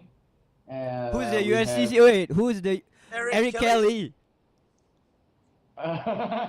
I'll let that surprise out. Nah, when we do our press when you say it's URCC champion is Eric Kelly, basically why is Eric Kelly? I'm fucking going to call Eric Kelly right now, man. All right, next. I mean, next. I spoke to Alvin Aguilar last week. He's a very nice chap. We spoke for 1 to 2 hours actually, and we've been working very close with URCC. I mean, since our last fight, we had Chris came to the fight, and I mean Alfred and the matchmaker there has been very helpful with helping us with Filipino fighters. And I like the Filipino fighters, and actually I was even talking to a Filipino in a hotel the other day, and she even knew URCC. So I think it's a good move to bring the Filipinos over here. Yeah, that's awesome. All right. And are we gonna have anyone else from Australia coming over, like possibly to Rebel FC, or are we looking to get maybe a few American fighters on, or are we gonna kind of keep it Asian based? So the concept Battle Royale is essentially 8 fighters from the best parts of the region. We got a Brazilian, we got 2 Japanese, we have a Filipino, we have an Australian, we have an American, and we have a Brit, and we have I can't remember the last guy. Oh, we have a Ukrainian as well. So we have essentially every guy from each part of the continent, and essentially we want to make it, like 8 guys from each part of the region to come to Singapore to compete. Very exciting fighters. They all got 80-90% finish rate. Chad was showing me some of the highlights of the guys. They're all pretty nuts. I mean, when I watched all the highlight reels of each of these guys together, it's like I couldn't. Chad basically said someone's gonna die in that ring. So. All right, man. Justin, you need to drop us a few more names, man. Lion Takeshi, possibly Eric Kelly. Yep. Come on, Australian. I already know the Australian. Oh damn you, Suman. We got Mark Tobin. We got what? Who? Mr. Mark Tobin. Oh, Mark Tobin. All right. I know Mark Tobin. No. Michael Tobin. Mark Tobin is. Mark Tobin is his manager. Yeah. Yeah, we got Mark Tobin coming down. He's undefeated Australian, very exciting fighter called the Great White Shark, I believe. Is he a champion over there, Suman? Man, he's won every belt there is to win in Queensland. But I'll tell you, I'll be very honest here with Michael Tobin. Now, Michael Tobin's father had just messaged me tonight. And I just looked at my phone about half an hour ago, and he had messaged me, and I haven't replied to his message yet. And he had asked for Michael to come down and train at Australian top team. Now, Michael might not be too familiar with who I am, but if he sees me, he'll know who I am. Because at the last Rochambeau, when he won his last title, after he won his last fight, I actually walked into the cage after the fight, and I told him that I'm going to turn professional, and I want to fight him.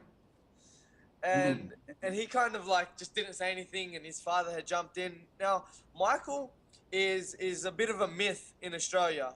He's got so many belts. I think he's got like 6 or 7 belts or something in Australia. He's undefeated. He's got 7 finishes. I think 7 of the finishes have come by submission.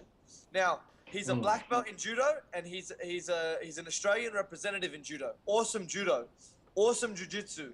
This guy's jiu-jitsu is great. You sit in his guard, you're going to get submitted. His positioning is great, but he's never been tested.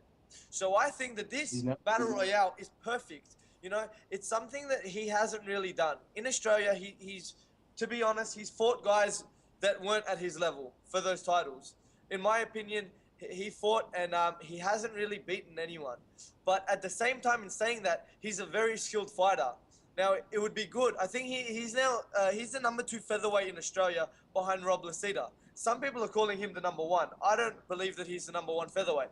It would be good to see him be thrust into a situation where he's with the best guys. Let's see if this kid is legit. He's a young guy. He's a quiet guy. Doesn't really talk a lot. But the kid's skills are legit. You can't go past his judo black belt, and you can't go past how good his jiu-jitsu is.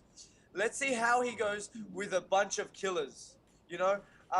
He's versed some guys in Australia, and you know what? It seems a bit too easy for him, the level of guys that he's fought. it might be a big shoot-up, but man, I'm really interested to see how he goes. Michael could be a really good fighter. He's only been in the sport for 2 years. He's only been training MMA for 2 years. So it would be real good to see him fight. I'm actually going to message his father back. I encourage him to come down and train with our guys. As a fellow Australian, I don't want to see another Australian go there and get put on by someone, you know. So if Michael comes and trains at Australian top team, I'll help him with whatever way he needs to train. I think it'll be a good fight, whoever he versus.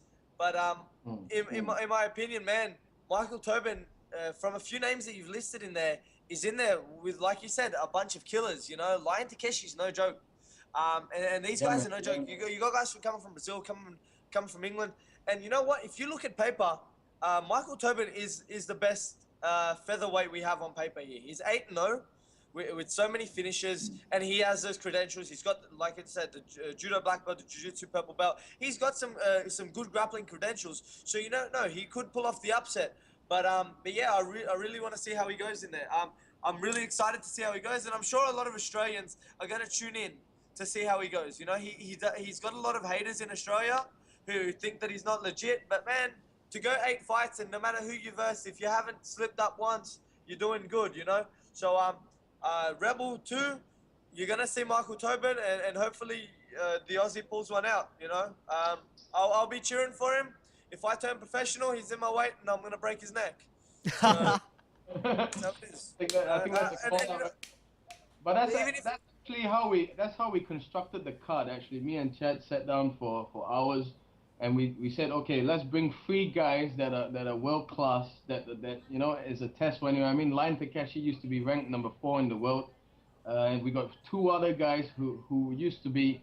I mean, we have one guy who used to be really at the top of his game, and then we got a URCC champion, and then we got a ZTJ champion, Yujiro Yoshimura.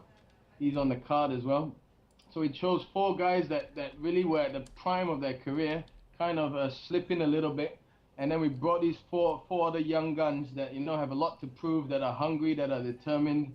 Like Michael Tobin is 8-0. We got a few other guys that are really at the prime of their career. And I think if they win any of these guys, I mean, their ranking's gonna jump up like mad. And also they're gonna have a lot of notches on their belt. I mean, if you beat Lion Takeshi, just what happened to Rob Lacida, I think he jumped 50 places in rank. And and the winner of this tournament, I can see being the top 50, top 40 guy in the world. I mean, if anyone comes through this and beats all 3 of these guys in any given night, they're one of the best in the world for sure. And that's how we constructed this whole fight card. If there's a pullout, right? I'm not speaking for myself. If there's a pullout in that division, I know one fighter from Australian top team. Actually, my brother. He used to fight at featherweight, fights at bantamweight as well. 3-0 now with 3 finishes. Man, if someone pulls out, I'm sure you can chuck him in there to fight a few of these lions. He's actually been looking to fight Michael Tobin even, perhaps, you know. So if Michael Tobin wins, loses, you could chuck him in there for a bit of thing. If you need a last-minute guy, he's your guy there to fight in that featherweight. He'll go up in weight and fight in the featherweight division just to kill someone, you know. If you like exciting guys, your brother to the Lions, man, Suman. Man, I'm my brother's manager, you know. So it's all right. I'm watching him train, man. Like, and he's good, you know. Anyone you've asked train with him, he's a really good fighter. And I'm not just saying that because he's my brother or because I manage him. It's because I actually spar with him every day. And man, I spar with a lot of other professionals, and I don't really have much of any troubles with. Even as high a level as they go, I've trained with some high level guys and I've never had too much of a problem. But I have more of a problem with my brother, and it's not the whole big brother thing, you know. I try to knock my brother out every time we spar. You know, I go to break a limb of his, and it gets pretty serious. So if you need a tough guy on the Rebel, he's your man. He's the last minute replacement. He'll fight a bantamweight. He'll fight a flyweight if he had to, and he'd be a huge flyweight. I think by the end of the year, we'll have everyone in an Australian top team on our roster, sounds like. Hey, we got some prospects here. I already tried to get my young guy, James the Gym, to fight Garie Tang. Garie Tang, you know? And, man, you guys have big raps on Garie Tang, you know? He's a great fighter. I've been watching him, and I've been following him on Facebook as well. He looks amazing. You know, his wrestling, his jiu-jitsu, everything looks real good. And we've got this 17-year-old young gun who's a world champion in jiu-jitsu who I think can beat him. You know, and if he came over, I'm sure he would. You know, I'm quite sure he would beat Garie Tang. And but you know, it's one of those fights you might never see. We might have to always just talk about. Yeah, man, Garie Tang's on fire. I mean, Chad's been reporting to me, and he's been telling me he went to the wrestling, one of the wrestling tournaments, and Garie was literally throwing all these seasoned wrestlers. I mean, these are like SEA Games and national sportsmen, and he was throwing them around like a rag doll. He was telling me. Yeah, I was really impressed with his fight at Rebel One, and then when I watched his fight at Rebel One, I kind of went back and I put his name into YouTube, and I kind of started looking at his other fights. Man, he's dominant. He's a really good fighter, and I have to agree with you. I think he's one of the top prospects in Singapore. Yeah, I think he could be one of the best in the world, honestly. And the way I see him fight, he's so he's quite emotionless, and I mean that in a good way, in the sense that he's always so dominant. He's so systematic, like he's almost like he's playing chess. Like when I see him do his jiu-jitsu or his wrestling, it's almost like he knows the moves free moves ahead of his opponent, and he's very calm. He's very collected. Even when I speak to him after the fight, you know, he doesn't show much emotion. He's very calm, collected guy. I think he has the right mindset. He has the right mentality, and he has the right attitude. And he's one of the few guys in Singapore that is a full-time fighter. That means he fights all the time, like Suman. He trains at Impact all the time. He's 24/7's MMA. And I think people at that gym, Impact especially, have the right kind of system in place that they can really push forward these guys, you know, to develop their skill to be 24/7 into the MMA. And I think, yeah, they're probably gonna be one of the best teams in Asia, at least. Are we gonna see Garie Tang on Rebel 2 in August? There's only so much I can reveal. Hey, there's only so much we can try as well. All right, we'll stop with Rebel 2 and ease the pressure on you. But now I wanna put some pressure on you for Rebel FC, the next generation. First question: why Yio Chu Kang Stadium, bro? That was the only place available. I mean, we wanted to do it at there was a few places. Chad was looking at Kampong Ubi. There was a few places. There was about 3-4 places. But I mean, with these government bookings, they take quite a long time to go through, and there's approval, and then they need the. I mean, because these community centers have never seen an MMA fight, so you have to go down there and sit down with the committee, present them a presentation about what MMA is, whether it's safe, is it a safe sport where people get hurt, and all that. So it was quite bureaucratic. So Yio Chu Kang was the quickest and the fastest way for us to get a venue. So that's why we chose that. It's a nice venue though. I'm just joking with you, bro. If there's a fight, if there's a Rebel FC event in KL, I would be there first. So Yio Chu Kang is nothing to me. But all right, Rebel FC next generation. Who is fighting? Because I want to hype up the fighters on that card. I believe everyone is Singaporean. Yes, of course. We mostly Singaporeans. We got guys from Impact, Juggernaut, a few. I think Team SC is also there. Andy Neo will be coming down. Nasri, we're trying to get into the fight. There's about four Impact guys. I think Garrick is fighting as well. Garcia, okay. Garcia, we're trying to get a few Juggernaut guys in there. Amaru, we're trying to get down. I think there's about 10 fights on that fight card. I can't remember the names off my head, but it's definitely all guys from Singapore, Team SC. We were trying to get Ashraf on the fight, but unfortunately he got injured. And those are the guys. All right, man. Because the timing is kind of short, and we also have One FC coming up in May, so there's not a lot of time for the fight scene to hype up the guys. So is it possible for you to tell me at least a few matchups so that I can straight away start on my writing? I think Chad has been doing a tournament for these guys. So it'll be a round robin thing in each division. There's a flyweight division, a bantamweight, and a featherweight. So he's got 4 guys from all parts of the gyms. As I said, Garrick is one of those guys. Nico is one of those guys. Andinho. Nico is fighting? Yeah, Nico is participating. Dude, I'm telling you, Nico is the secret weapon of Impact MMA. You sure? No, he's good. Yes, he is. I know he came for the amateur trial, but I can't. I honestly I can't remember who he was because we didn't select him in the end. But you're saying he's very good, is it? He is the secret. You just drop by Impact and watch him for yourself. I'm not gonna say much because he's like the secret weapon of Impact. So Yeah, all those guys over there are quite phenomenal in my opinion. I mean, Nasri is. I mean, like what Suman was saying, all these guys. I mean, Nasri really set the tone for Rebel FC 1, and they were really appreciative for being in the pro level. And you know, Nasri and all these guys came out guns blazing and really set the tone for the professionals. And I think the amateur was actually key for why the pro fights went so well because there was a kind of atmosphere and there was a kind of electricity to how the amateur fights went. And I think you know when they got introduced with the drums coming out, with the pyro coming out, they all got pretty fucking pumped up. And then Nasri's like hits like a brick. Man, Nasri, I think is a beast. You know, I watched him.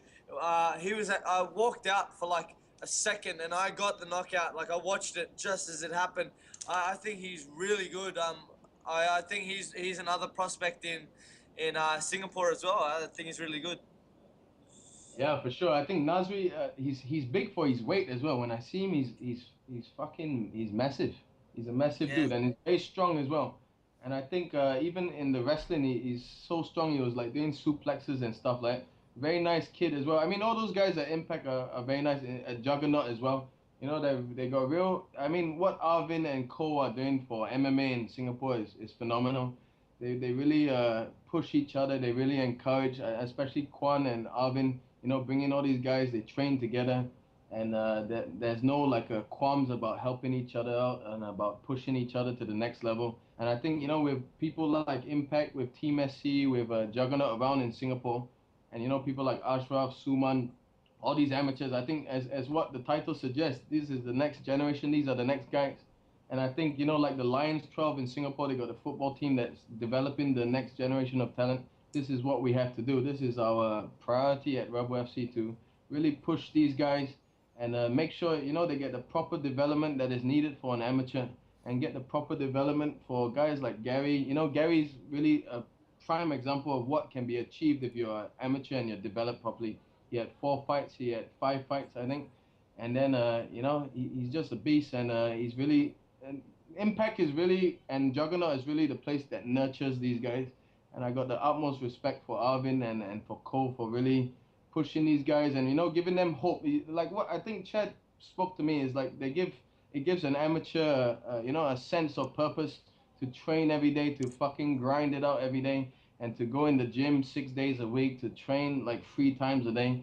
Just so that, you know, there's something at the end of the day. There's a reward for all their hard work. They go and they can perform at the amateur and then they can get a pro fight as well. Yeah, man, I feel real privileged that I'm an Australian outside of Singapore and I got the chance to come back and like people are saying to me, why don't you turn pro and things like that? But you know, I want to develop myself right as an amateur before I turn professional. You know, apart from all like the wrestling or jiu-jitsu or anything I do, MMA is a different sport. So I'm trying to develop right before I turn professional, and I feel Rebel's given me that chance now, and they're not trying to push me into anything. So it's great that a fighter like myself from Australia has that opportunity with Rebel as well. I think I'm probably the only Australian to be signed as an amateur, or anyone outside of Singapore or Asia to be signed as an amateur, I think. So I think you are the only one. You're quite a lucky guy. So I'm now the only guy in the world outside of Singapore that has been signed by Rebel as the thing. So that pretty much makes you're like our Chel son-in-law, Suman. Yeah, thank you. You're talking yourself in fights. You're talking yourself in the club. I've got a question though, because I wasn't too sure. Now, with Singaporean MMA amateurs, I know you're not a referee or anything, but can you tell us, is it a rule that you have to wear shin guards? Yes, I mean that was the key thing with because I don't know whether you know Suman, but to do a show in Singapore, you have to have government endorsement and you have to have government regulation. I mean, it's right and it's wrong, whatever it is, but for the safety of the amateur fighters, so that none of these guys get hurt and they're fully protected and they ensure the safety of the fight itself, we had to ensure the government that these fights are regulated, these fights are safe, they're wearing the proper safety equipment, they're wearing big 12-ounce gloves, they're wearing the headgear, they're wearing the shin guards and no elbows and things like that. So like as I remember at the last Rebel, we were wearing 6-ounce gloves and the shin guards. At Rebel August 1, same thing. That one had no government endorsement.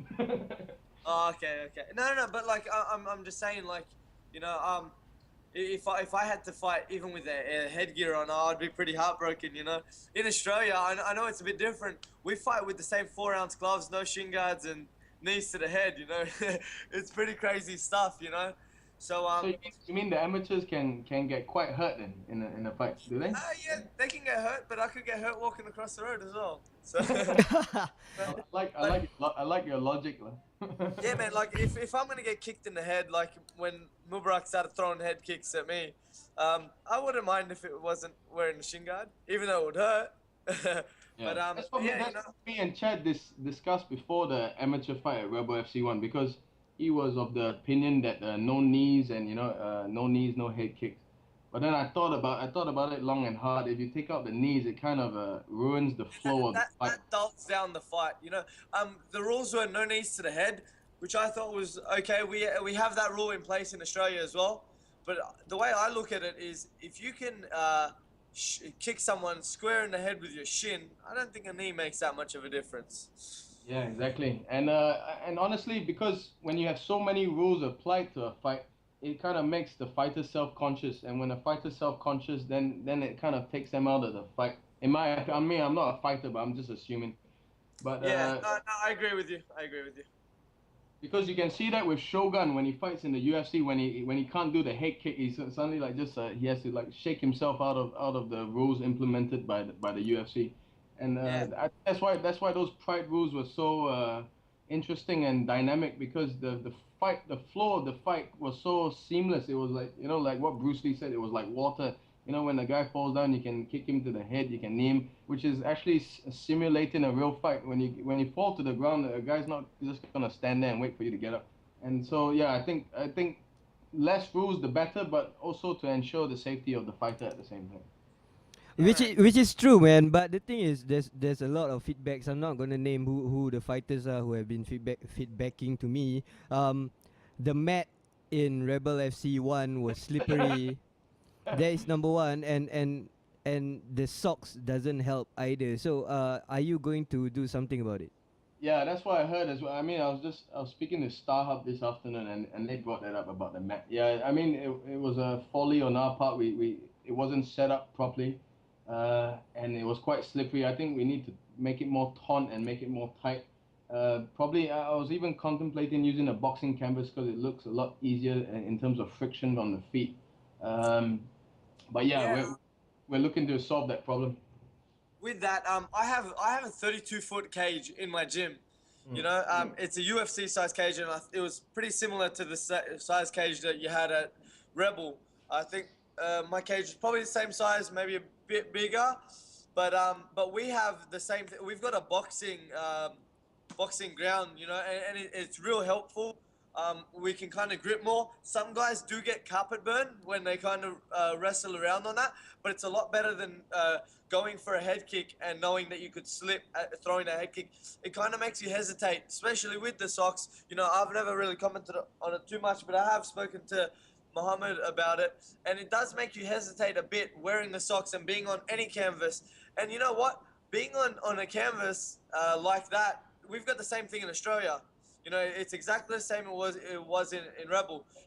When you throw a head kick, even without the socks, it becomes scary. So I think in any show around the world, even Australia, we need to kind of implement the boxing ground, because I think it's much safer. If we want to go by safeness for the fighters, I think that's the way to go. Yeah. That came into mind yesterday when I was watching the Pacquiao fight. and I was looking at the canvas, and they're wearing shoes, and they seem to get, I don't know. I mean, I'm not a fighter, but it seems to get better traction on a punch. They seem to get more friction from the ground itself, and it translates better in terms of punching and having a stand-up fight. But I can see what you mean in terms of carpet burn. I don't know. Is the floor very rough in a boxing canvas? Oh, it's not very rough, but it sometimes you might get a bit of a burn or something. But I'd rather a bit of a burn than going for, like I said, a head kick and falling on my back. You know what I mean? You don't even feel that type of stuff in a fight. But if you're grappling with someone and it's really slippery and you're on the bottom and you kind of just start slipping around, you know, you feel that more, and it makes you hesitate with your movement more than you would in a boxing fight. The more grip, in my opinion, the better. If you don't have that grip on the floor, you kind of get a messy fight sometimes. So I think the boxing canvas all around the world, because I've been trying to tell a lot of Australian promoters the same thing. You know, sometimes the canvases are really too slippery, especially in between rounds when you're kind of watering your guy, giving your guy a bit of water, he spills the water. If it's not soaked up properly, man, we sometimes see a lot of ankles and ACLs nearly going. You know, so it's something that I think needs to be fixed around the world in MMA. I think the boxing canvases are the way to go. I think, yeah, the problem with that is because kind of the UFC sets the tone in terms of aesthetically what looks good, and also in terms of the structure of how a fight should go, and how a structure of how a cage should look and all that type of things. And I think a lot of organizations are taking cues from the UFC, because of course they're the biggest, and in practicality it might not be the best way to work. And you know, Pride had that boxing canvas as well. I like the look of a boxing canvas personally, but I take your point. I think we might or might not change that. Okay, we're off the mats, but the thing is, I just have one request. I don't think shin guards can be removed, right? Because in Malaysia, amateur fights does go without shin guards. I'm not too sure about in Singapore. I believe you can clarify with us on that. But I truly believe that we can still go with shin guards without socks. As in, you mean have the shin guards without the socks? Is it? Yes. Yeah, I don't see one. You disagree? Yeah, I disagree because if you want to go on terms, the shin guards are greater for striking. Right, less injuries and everything like that. But if you actually go back to like the big shin guards that aren't the socks, right? You kind of get it's much harder to grapple. Firstly, when you're going for things like triangle chokes and things like that, it's a lot harder to lock in those submissions. Now, on top of that, the shin guard a lot of the time, if you don't have the socks, slips around your foot. You know, the tape on the back, if you don't tape them up properly, it can come off. It makes grappling a lot harder with those shin guards. Sometimes the front, I think the socks are more practical, especially for grapplers. Now, the socks aren't so good for strikers, but if you wore shin guards, man, it would be extremely hard and it is extremely hard to sometimes submit someone, especially with things like triangles and things like that with your shin, you know. That's just my opinion, though. Yeah, but I think as what you're saying, so the socks act as more of a grip for the shin guard. Is that what? That's right. Okay, so I think as to answer your question more, it's more of a function kind of thing. So with the socks, I think as long as the canvas and the mat or whatever we're using, kind of facilitates the process of fighting with the sock, and as it's not slippery, I think as what Suman is saying, it will be more practical and more functional, and probably be a better fight because with the sock it's more of a grip, and you can go for submissions. Even when we held our amateur trial, like even Andy Neal was going for like triangles with the guard. I don't really see much hindrance in terms of the shin guards for people going for submissions and all that type of thing. And I think still implement some kind of safety for these amateur fighters. Which is true, because basically for the past 4-5 months we've seen 2 shin breaks, and I don't want to see a shin break in an amateur fight. Yeah. I seriously, that is the last thing I want to see, is a shin break in an amateur fight. If it's a pro fight, I'm okay with that, man. I think more of it is more that people are checking the kicks more efficiently now, no? Yeah. But I think it's just a freak accident at the It's same just a freak time. accident, man. Yeah, man. I was speaking to someone who's like, man, I've seen it 3 times in the past 22 years, and he's been kickboxing for that long. He's been kickboxing 22 years, and he's seen it 3 times. But it's a bit crazy that it's happened twice in the last 6 months Yeah, to two of the greatest fighters that we have on this planet right now. You know, so I think it's kind of scaring a lot of guys to not throwing his harder kicks. I think so. I think that's bad actually because Weidman kind of set the blueprint for how you can beat a Muay Thai fighter. So I think if someone can do that to Jose Aldo, check those fucking kicks and kind of, I mean, once they start checking the kicks more efficiently, people are gonna start second guessing about doing a leg kick, and it's gonna hurt a lot lah, I'm assuming. And The hard thing and with I that think, is, sorry. oh no, go on, Suman. The hard thing with that is Jose Aldo is probably what I would consider lightning. So it's hard to really stop lightning when he's kicking you, you know? It is, I get what you're saying. It's a great way to shut someone down because we know even in training, when we're sparring against someone checks a kick real right, you feel it in your shins and you don't want to throw that kick again. So it is a great blueprint that Weidman had set up for us. But someone like Jose Aldo, it's kind of hard to catch his kicks. Like those are too fast, is it? Yeah, way too fast, way too fast. All right. Get him and Lion Keshi against each other. Throwing kicks. I think I'll take Lion every time. All No, right. but like what you're saying about Lion Takeshi, Lion Takeshi, I've met him. He's one of the nicest guys you ever meet in fighting. He's such a character.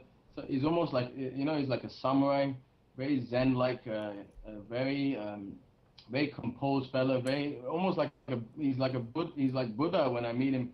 He's very gentle, very soft-spoken, very nice, very kind, and but when he goes in the ring, it's kind of that, like who he is as a fighter is kind of expressed philosophically through his martial arts, and those are the type of guys we want. All right, man. We move on to the serious stuff. Last week, me and Suman were actually debating about or discussing about fighters' pay because we found out that Sean Cantor was actually paid $500 in WSOF, who claim that they are like the number 2, number 3 promotions in the world. So I did a whole worldwide investigations where I talked to fighters in the US, in Australia. I talked with some guys over in Malaysia and Singapore as well, and I found out that promoters have to pay commission license, testing and insurance fees. Justin, do you need to pay a fortune for that in Singapore? Yeah, man. I mean, anything with fighters. I mean, flights are killer. Hotels are killer. And try. I mean, you want something tough. Try and convince an insurance company to insure you for a fighter, and you gotta pay up to your neck. All the costs coming to actually have a fight is so expensive, really. And the ring people getting the logistics set up. I mean, the whole thing with operating a show is no bloody joke, from the production to the fighters to everything else. And I mean, you're talking fighters pay. You just got to boil it down to economics. I mean, someone like the UFC, I mean, 50% of their revenue is from pay-per-view, and they're making estimated about $250 million a year. And so for them to pay $800 to $1 million per show for each fighter, like Dan Henderson getting $250,000, who else? GSP getting like 400 grand, Nick Diaz like demanding $500,000, Ronda Rousey, all these guys. It's all just boils down to the economics of the company, whether they can actually have the revenue stream, have that kind of sustainability and profitability as a company to actually pay these guys. So, I can understand from WSOS's point, but paying $500 for a guy is quite rough, like, for supposedly the third biggest organization. I mean, Bellator. You just look at Bellator. I mean, even I was checking out their salaries. They pay guys like $1,000, $2,000, and this is the second biggest. And this is a company with so many sponsors: Everlast, fucking Miller, and like big beer companies. They're on NBC, or I don't know. They're on Viacom. They're owned by Viacom. And even they're quite tight with their purses. I think as like a company like Pride to Bellator and WSOF, as long as the company is profitable, it can reward its fighters accordingly. So, does that answer your question? It's true, but okay, talking about insurance, how far does the insurance cover a fighter in Singapore? In Singapore, you can't find. It's very hard to find a company that will insure you, because in America you gotta understand, MMA has been there since 1994. Mm-hmm. So they already have, everything's about track record. They already have shows there. They already have statistics. They have records to show. Okay, in a fight, in an event, this is how many guys get injured. This is how many guys get injured. And from the insurance perspective, what do they want? They want to make money. They want to make their bottom line. They want to make a premium. So from their perspective, they can calculate. I don't know how they calculate. They probably have like an accountant doing the calculation, but they can calculate. Okay, this is how much the premium is gonna be, and this is my profitability based on this premium. Same with in Bellator and the UFC, because they have such a wide range of track record. They're able to get insurance. In Asia, it is bloody difficult. I don't know how it is in Australia, but in Asia, it is a hell of a struggle. But how are you working on that? Because the thing that I'm concerned about the most is that it's a fighting business. People will get hurt. The thing is, fighters would love to know that they would be kind of insured if some freak accident happened in the cage. Yes. I mean, Mo, you know the UFC. How long did they take to do insurance for their fighters? Like 5-6 years, right? Yep, it's true. Fine. They took a long time to get. I mean, the UFC kind of are the blueprint of how organizations should progress, should move ahead in terms of regulation, in terms of having a structure that can help the fighter, that can insure the fighter. It takes time, man. You gotta. It's basically convincing a bunch of old-fashioned people that it's in their interest, in their commercial interest, to insure a fighter, which they would deem to be highly risky. I mean, I talked to insurance people and said, "Well, you want me to insure a fighter? Guaranteed they're gonna get injured, right?" But the answer is no, most of the time. Then it's more about the difficulty now. Is more about converting a mindset. It's basically what the UFC was 6 years ago. Is what Asia is in terms of mindset, in terms of cultural development, in terms of the mentality towards fighting, in terms of collaborating with insurance companies, with organizations, with government organizations, to kind of push this thing ahead. It's going to take time. I don't think it's going to be done overnight. It's going to take at least 2 to 3 years for an insurer to see the track record. Okay, in a night of fights or 10 fights, there's only going to be about 2 to 3 injuries. And what are those injuries? It's likely going to be broken bones. It might be a few cuts here and there. It might not be serious, like, Tyrone Spong with the bloody Shin thing. But but that's what they need convincing. It's not me it's not the organizations that, for the lack of not wanting to do it, that they don't want to do it. It's more convincing these insurance companies like AIA, like Prudential, like all these big companies that, listen, if your bottom line is taking,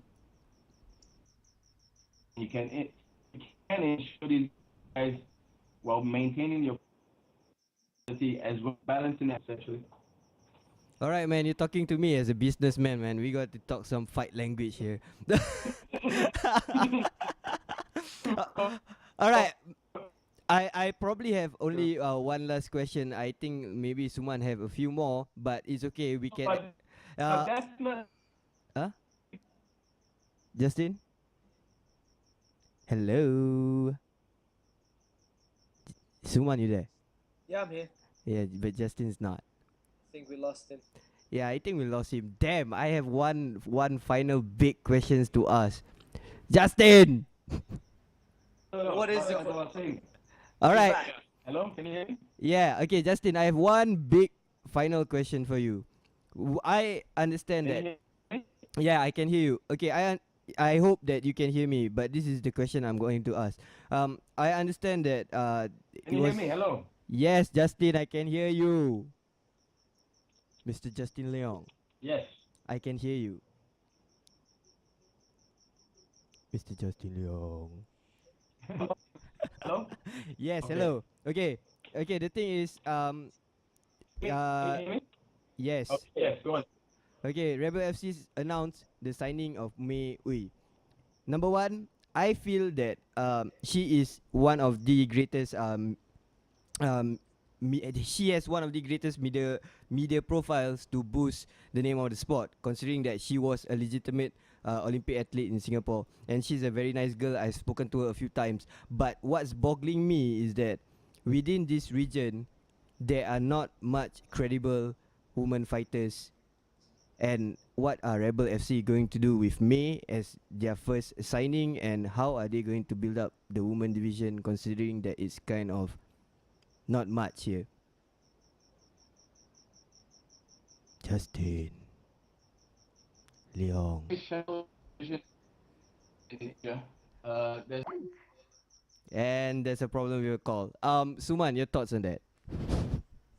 My thoughts on May. You really want to ask me that? Yeah, sure. Yeah, man. I believe that she's trying to look too much like a fighter.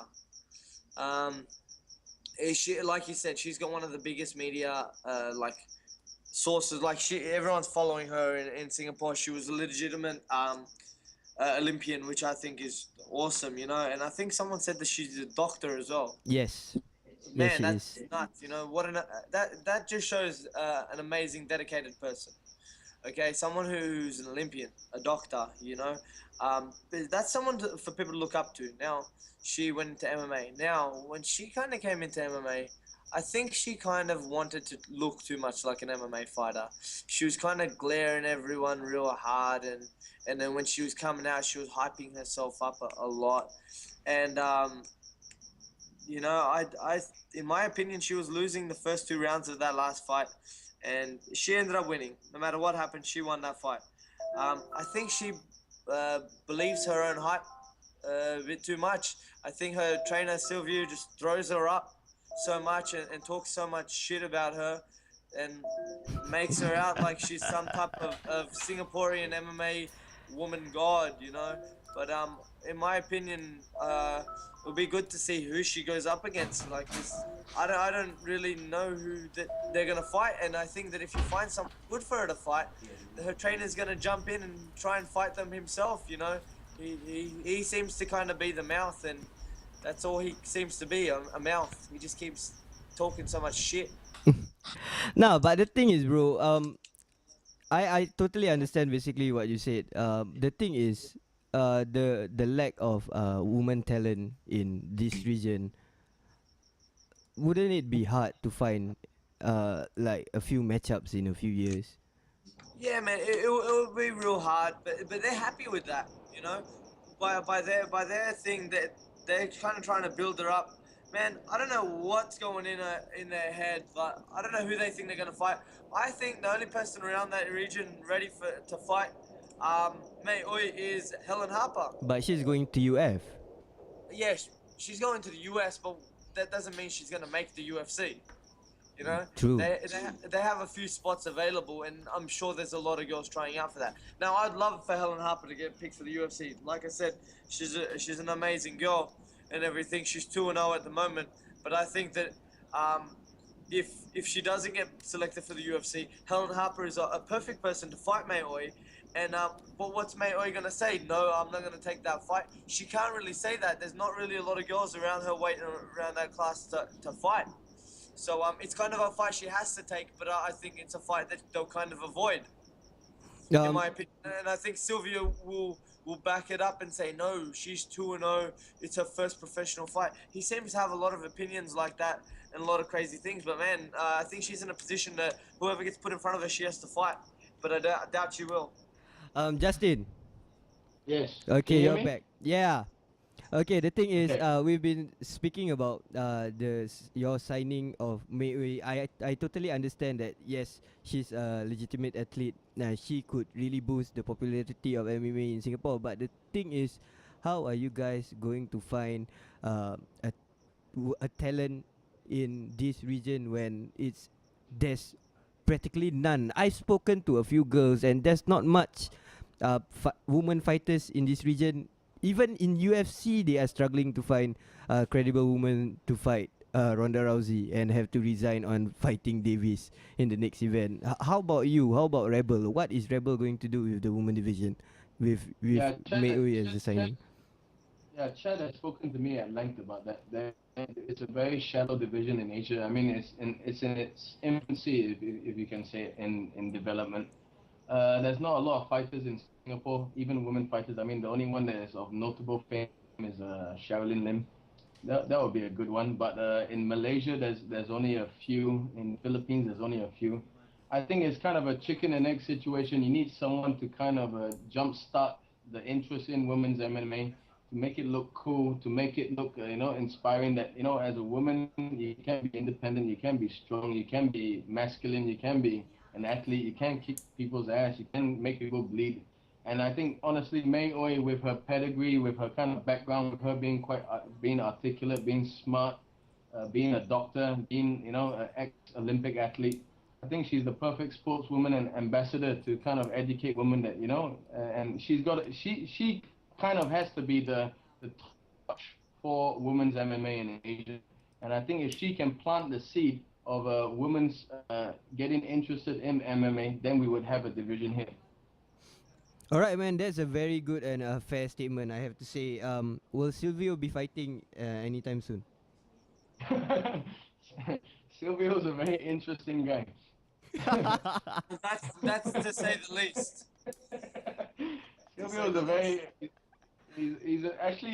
his heart's in the right place. He's a very warm-hearted guy. He's a typical Brazilian. It's all about fighting. Silvio's a very passionate dude. I like him. We're trying. Me and Chad are trying to work something out, hopefully. All right, Suman, you have any questions for Justin? About Silvio? About anything, man. If I had to say something, like I said, I'm gonna have to agree with you. Silvio's heart is in the right place. I think his head is just in the wrong place. It's attached to that body. I think that's the problem. You know what it is? Really, he's spoken to me on Facebook, and he is a very nice guy. But I just think he's a bit extreme with some of his thoughts and some of the plans that he's kind of got in his head. I don't know. I'm not going to comment too much about him. Like I said, he is a nice guy. And even if I talk shit, I'm just stirring him up. It's cool to get a reaction out of Silvio. I think it's probably the funniest thing I could possibly do. Like when Rebel FC put up a photo of May Ooi, I actually commented under it, and I was like, oh yeah, and I tagged Helen Harper in it. I'm like, yeah man, May Oi's been talking mad shit about you, like just joking around, just to kind of start some Facebook controversy, like I always do. And I hope people don't take it personal. It's just I like to entertain myself, and I entertain myself at other people's expense. I said that, and straight away Silvio jumped in, and he's like, "Hey, we would never talk about anyone like that. She's a professional fighter," and he kind of doesn't give her a voice of her own when really she's the woman, she's the spokesperson. He kind of jumps in, I think, a bit too many times when it's not necessary. May's a big girl. She can defend her own battles. Now, if Rebel signs Silvio as a fighter, in my opinion, not the greatest. You know what would be an ideal situation for us, Suman? Australian top team versus Silvio? No, you and Silvio in a press conference. If you guys want to bring me out there, I'm sure that we can. Yeah, actually, me and Chad spoke about it. I think he said that would be the funniest shit we have ever seen. Oh my You know what it's gonna look like? We saw it all tonight. We saw Vanderlei versus Sonnen. You called me Sonnen before, and we've got Mr. Capoeira in the other corner, Vanderlei Silva. But like I said, he looks a bit like Vanderlei as well. He's not too good looking. Yeah.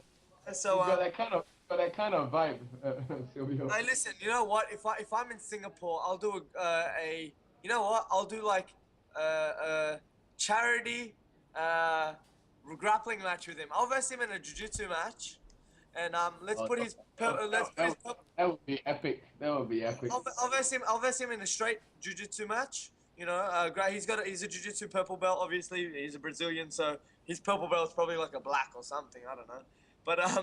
But you know, I'd verse him in a grappling match. We're different weights, obviously, for MMA. If we want to meet in the middle, I'll fight him in MMA. But I'm pretty sure he's turning professional. If not, hey, if I'm in Singapore, let's do like a grappling match. Let's hit it viral. Australian top team versus Eddie Bravo versus Royler Gracie. Suman versus. That's it, man. That's it. Let's see how quick I can put him to sleep. Man, Yeah, Suman. You know, I can pull this off. Yeah, well, let's do it. You know, I'm saying, listen, I'm not in here to avoid anyone or anything. Whether it comes to MMA or even jiu-jitsu, you know, whether I win or lose, it doesn't matter. I'm here to test myself. And if he thinks he's good, if his students think he's good, let's do it. He's got like a few kilos on me, but I'm sure that I'll be a bit quicker than him, and I'm pretty sure I'll have him tapping or going to sleep. And dude, I know the perfect person to set this up. It's just a matter of logistics, man. Hey, listen, I Justin. think that would be perfect pre-fight promotion. Yeah, man. Like, I'll do it for free. I don't mind. It's a grappling match to me. I'll do it actually no time limit as well. is it gi or no gi, bro? I'll verse him in a gi match. Oh, wow, awesome. You know, and because I know he's a gi guy, I'll verse him with a gi. I want him to wear his belt with respect, you know, and with respect I'll wear my belt, and we'll go at it. Like I said, this out of respect as well. When I call people out, I'm not gonna call out someone's shit. You know, if he thinks he's the man of jiu-jitsu, sweet, I'll verse him in a grappling match.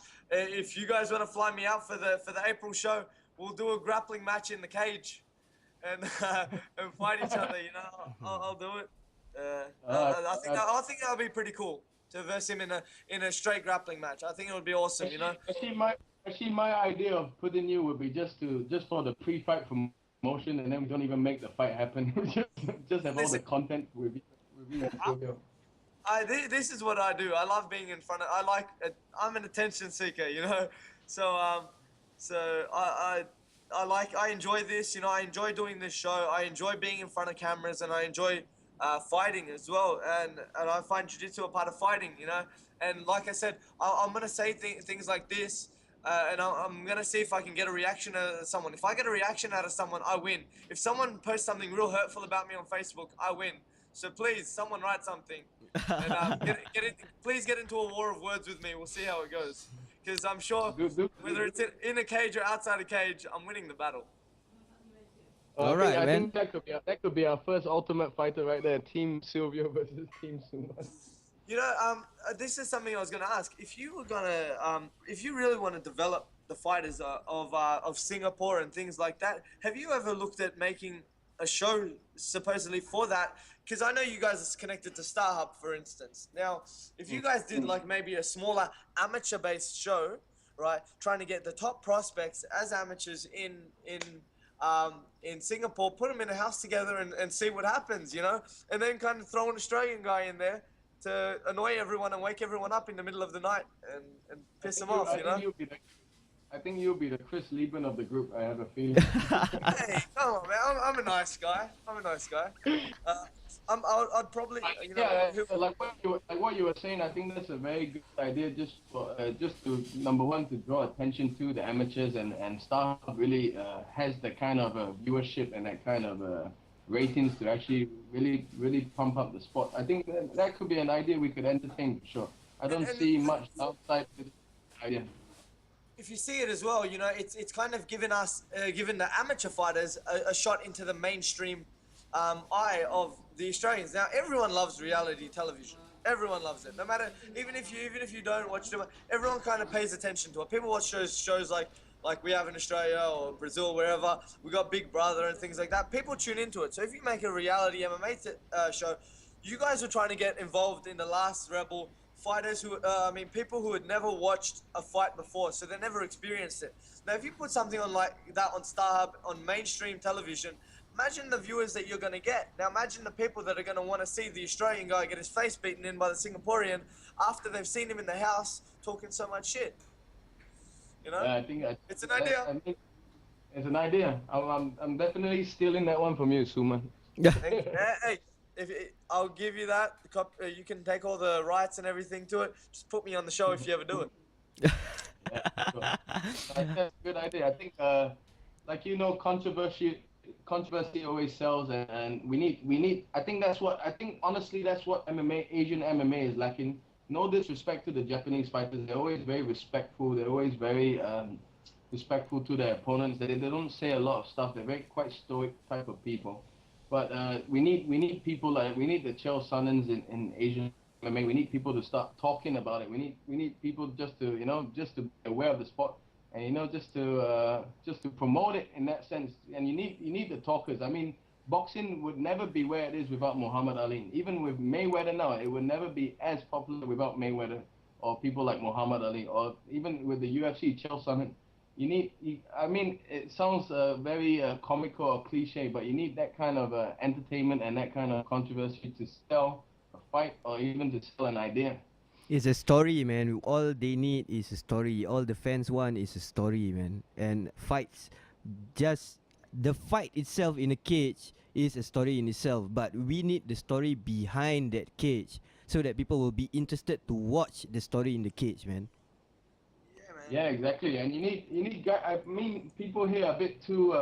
Maybe it's a generational thing, or maybe it's an Asian thing. People in Asia are very soft-spoken. They're kind of, they don't want to offend anyone. But you kind of need that to kind of project it to the next level. You need people to start talking shit. I mean, even the fucking UFC, they needed Tito Ortiz and Ken Shamrock to push them to the next level. You needed that kind of conflict. You need that kind of controversy to sell a fight.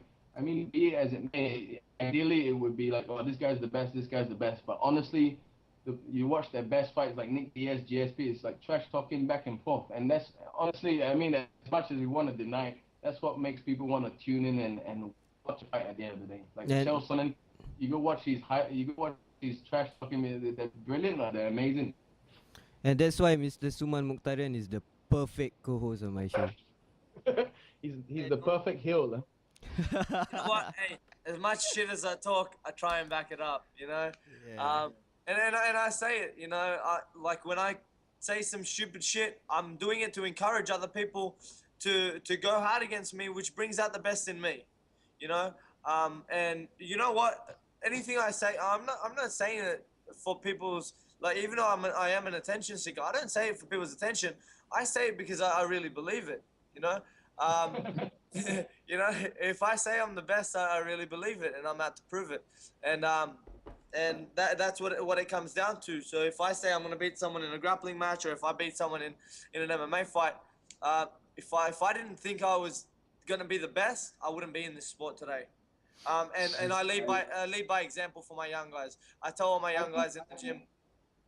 Yeah, I think that's the balance. You see, that's what is lacking in kind of even the UFC MMA or in the MMA scene in general. There's no one guy that can talk a lot of shit, that can insult everyone and back it up. I mean, Chael Sonnen tried twice, he failed. Nick Diaz tried against GSP, he failed. He did it against Condit, he failed. There needs to be a guy like Mayweather who can talk a lot of shit, get people interested, tune in, because everyone hates the guy and they love to hate him. He's the perfect. If we could have someone like Mayweather in MMA that can talk a lot of trash and talk a lot of shit, but can back it up, then I think that's what this sport kind of needs in Asian MMA, especially in Asian MMA. You need kind of those moments like Wanderlei Silva and Rampage Jackson when they're in the ring and pushing and shoving each other. You need like kind of Chuck Liddell with Tito. You need that. That's the kind of quintessential thing that this sport needs at the moment. It needs some vitality to it. It needs something to spur it to the next level, and that's exactly it. Just a question, Justin. Did you watch Mubarak at the last trials, or did you watch him fight before he fought at Rebel FC? I saw him at the trial. Alvin told me a lot about the guy. He said he was quite decorated. He won a few jiu-jitsu tournaments, and he was the guy to watch. And yeah, me and Chad were keeping an eye out on that guy. I mean, there were the obvious guys. I mean, the obvious guys were Garie, Tang, him, Nasri really surprised us when he came out. As in, I like his style. He's hyper aggressive. He's always looking to finish. And we knew about Mubarak's reputation in the MMA scene because he's one of the few guys with quite an illustrious, I wouldn't say career, but illustrious kind of background in MMA. So we knew about him. We knew of him. Now, coming into that fight that you watched of mine, honestly, how did you think the fight was going to go? Honestly, I thought you're gonna get your ass kicked, love. Thank you. No. In a sense, I'll tell you why. Because of the time. I thought 3 days. How the fuck is this guy gonna train? He's not ready. The weight cut's gonna kill you. Because from what I watched from that Rebel FC, the people that looked the worst were the people that had the hardest weight cuts. Like Marcos looked completely out of character. Glenn Spav looked, very, Glenn Spav almost died, bro. Yeah, I was in the sauna with him, man. I thought I was struggling. I looked at him and I'm like, I got a kilo to go. After I've already cut like 7 kilos, I was like, I've got a kilo to go. And then out of nowhere, I'm like, hey man, so how many kilos do you have left to go? Mind you, he's been in the sauna for about 3 hours. He's like, yeah, about 4.5, 5. And I'm like, what? I was shocked, man. And then fast forward 2 hours, he's in the bloody hospital. And then I get a call on my phone, hey, Glenn's in the hospital with an IV drip. And then I looked at him the next day. I didn't know to what extent it would have had affected him.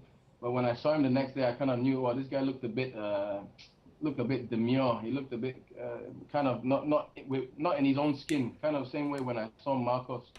And that's why I thought I thought you wouldn't be adequately prepared for the fight. So that's why I thought you were gonna lose. No, you know what? I wasn't adequately prepared, as you can see from the second and third round.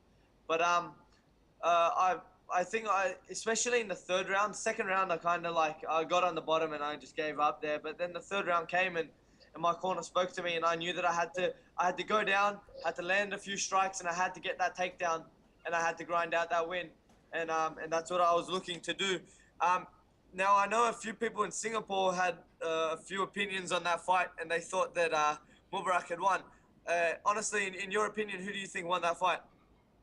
I need to ask you this question now. You gotta tell me honestly, how close was that choke that Mubarak had on you? It was close. Man, I remember hearing my corner saying there's 10 seconds to go. Now, if anyone's trained with me, they know one thing, right? It's my threshold for chokes is actually very high. People put me in full-blown rear naked chokes and I don't tap. Just because I can hold on. I've gone to sleep many times in training. Not in the past year or so, but in the past I used to go to sleep because I used to always push myself as hard as I could. Now, that head and arm choke that he had was closer than the scissor choke that he had on me with his legs. Oh really? Yeah, the head and arm choke was much deeper. Because that was quite controversial. That I think a few people thought you were out. Even Chad said to me, I don't know whether he was out or not, and that was, and then they were kind of blaming the referee that he didn't tap or he didn't stop the fight. But were you? I was conscious. If that's the question, I was conscious. What had happened at the end of that round, right? I was being choked, but at the same time, I felt more of my neck about to break from the pressure from his legs. I heard my corner saying, "There's 10 seconds to go. Don't tap." Now, I wasn't gonna tap. I was gonna go to sleep if I had to, but I didn't feel that much like I was gonna go to sleep. Now, when the bell rung, I remember the referee came and he had let go, and my brain was still functioning, but I felt like my legs went jelly. You know, I realized what was happening. Well, my body had gave it up. Sorry? No, I said you looked a bit dazed after when he got that choke on when he went back to your corner, because I saw the video. Yeah, man. I wasn't in a good state, but I think it was more like you said. It was my body had shut down from that weight cut. I was so dead. I don't know if many people know this, but I had a very big adrenaline dump, or I don't know what it was after the fight.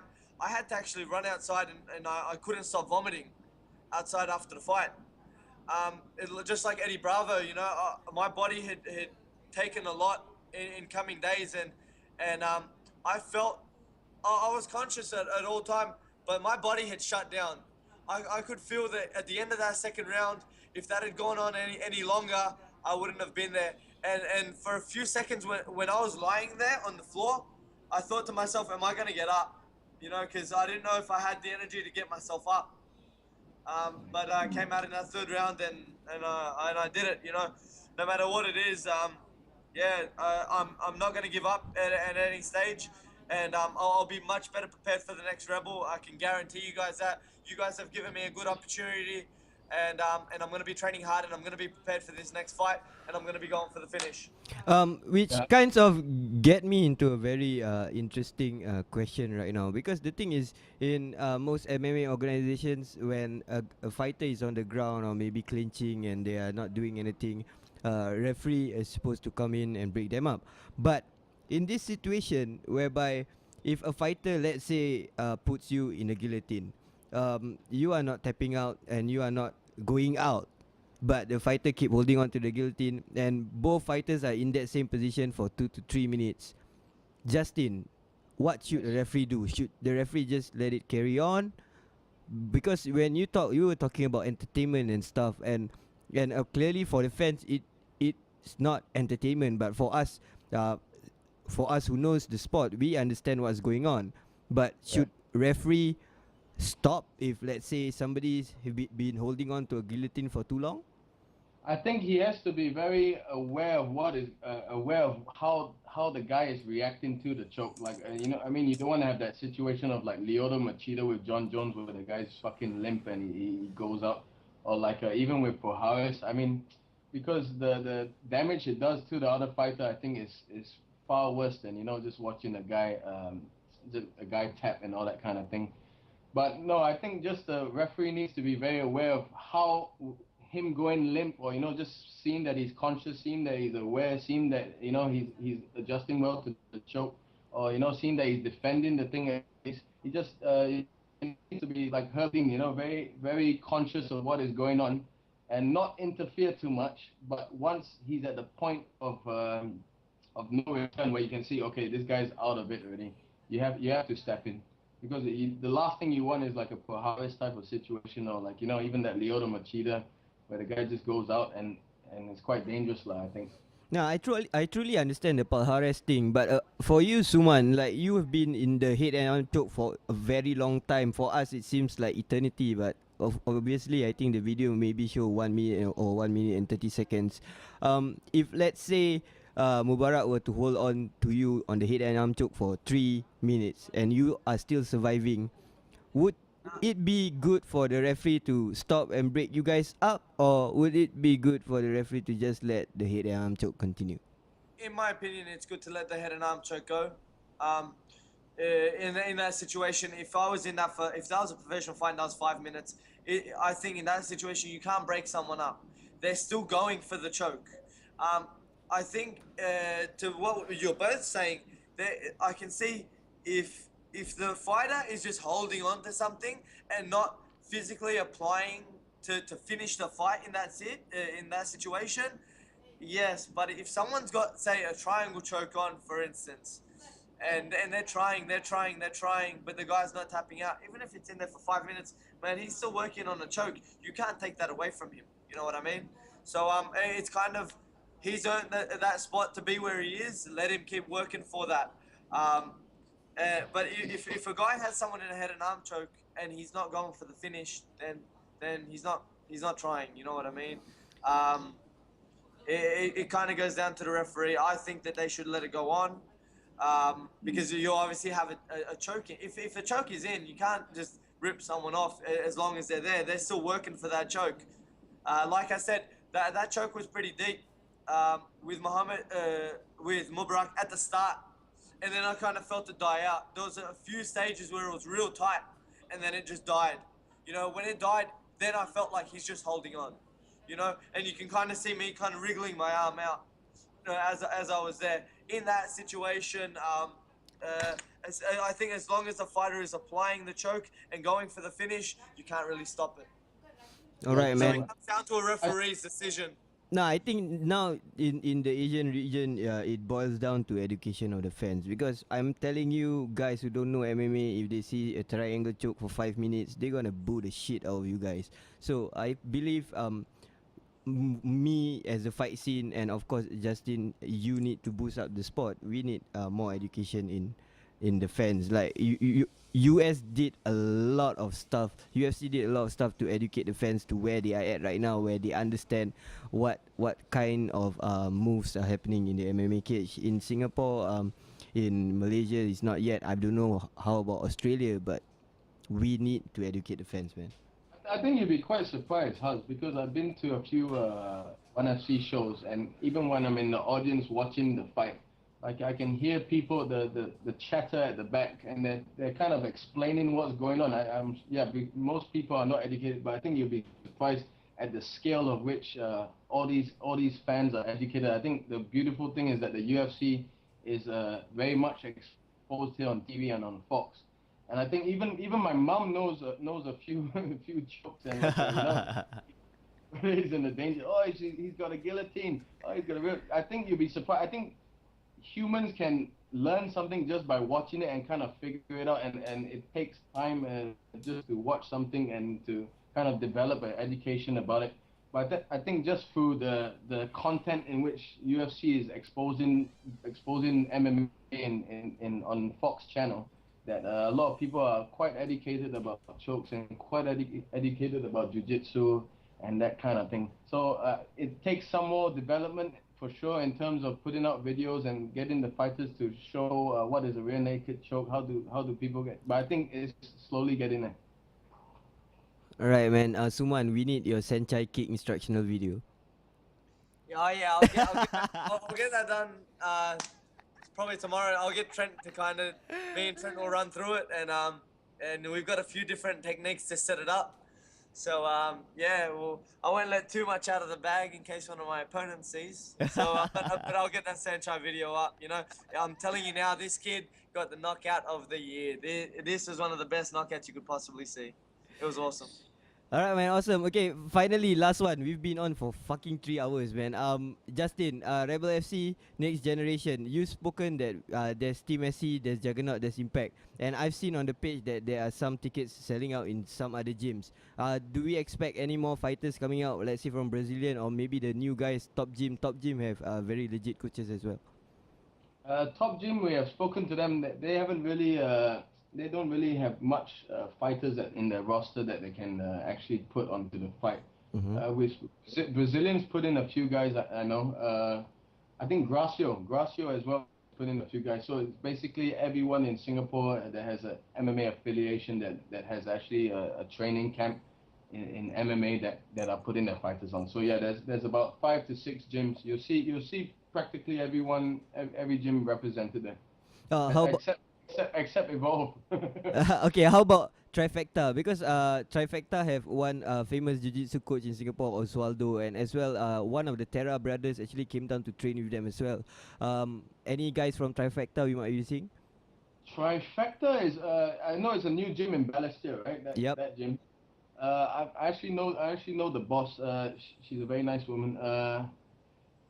From what I've spoken to her, they don't really have much guys that are of the level or that are comfortable with being in an amateur fight yet. But she's told me once they're ready, then they'll start putting guys on the list and start approaching us with guys that they have fight ready for the amateur fights.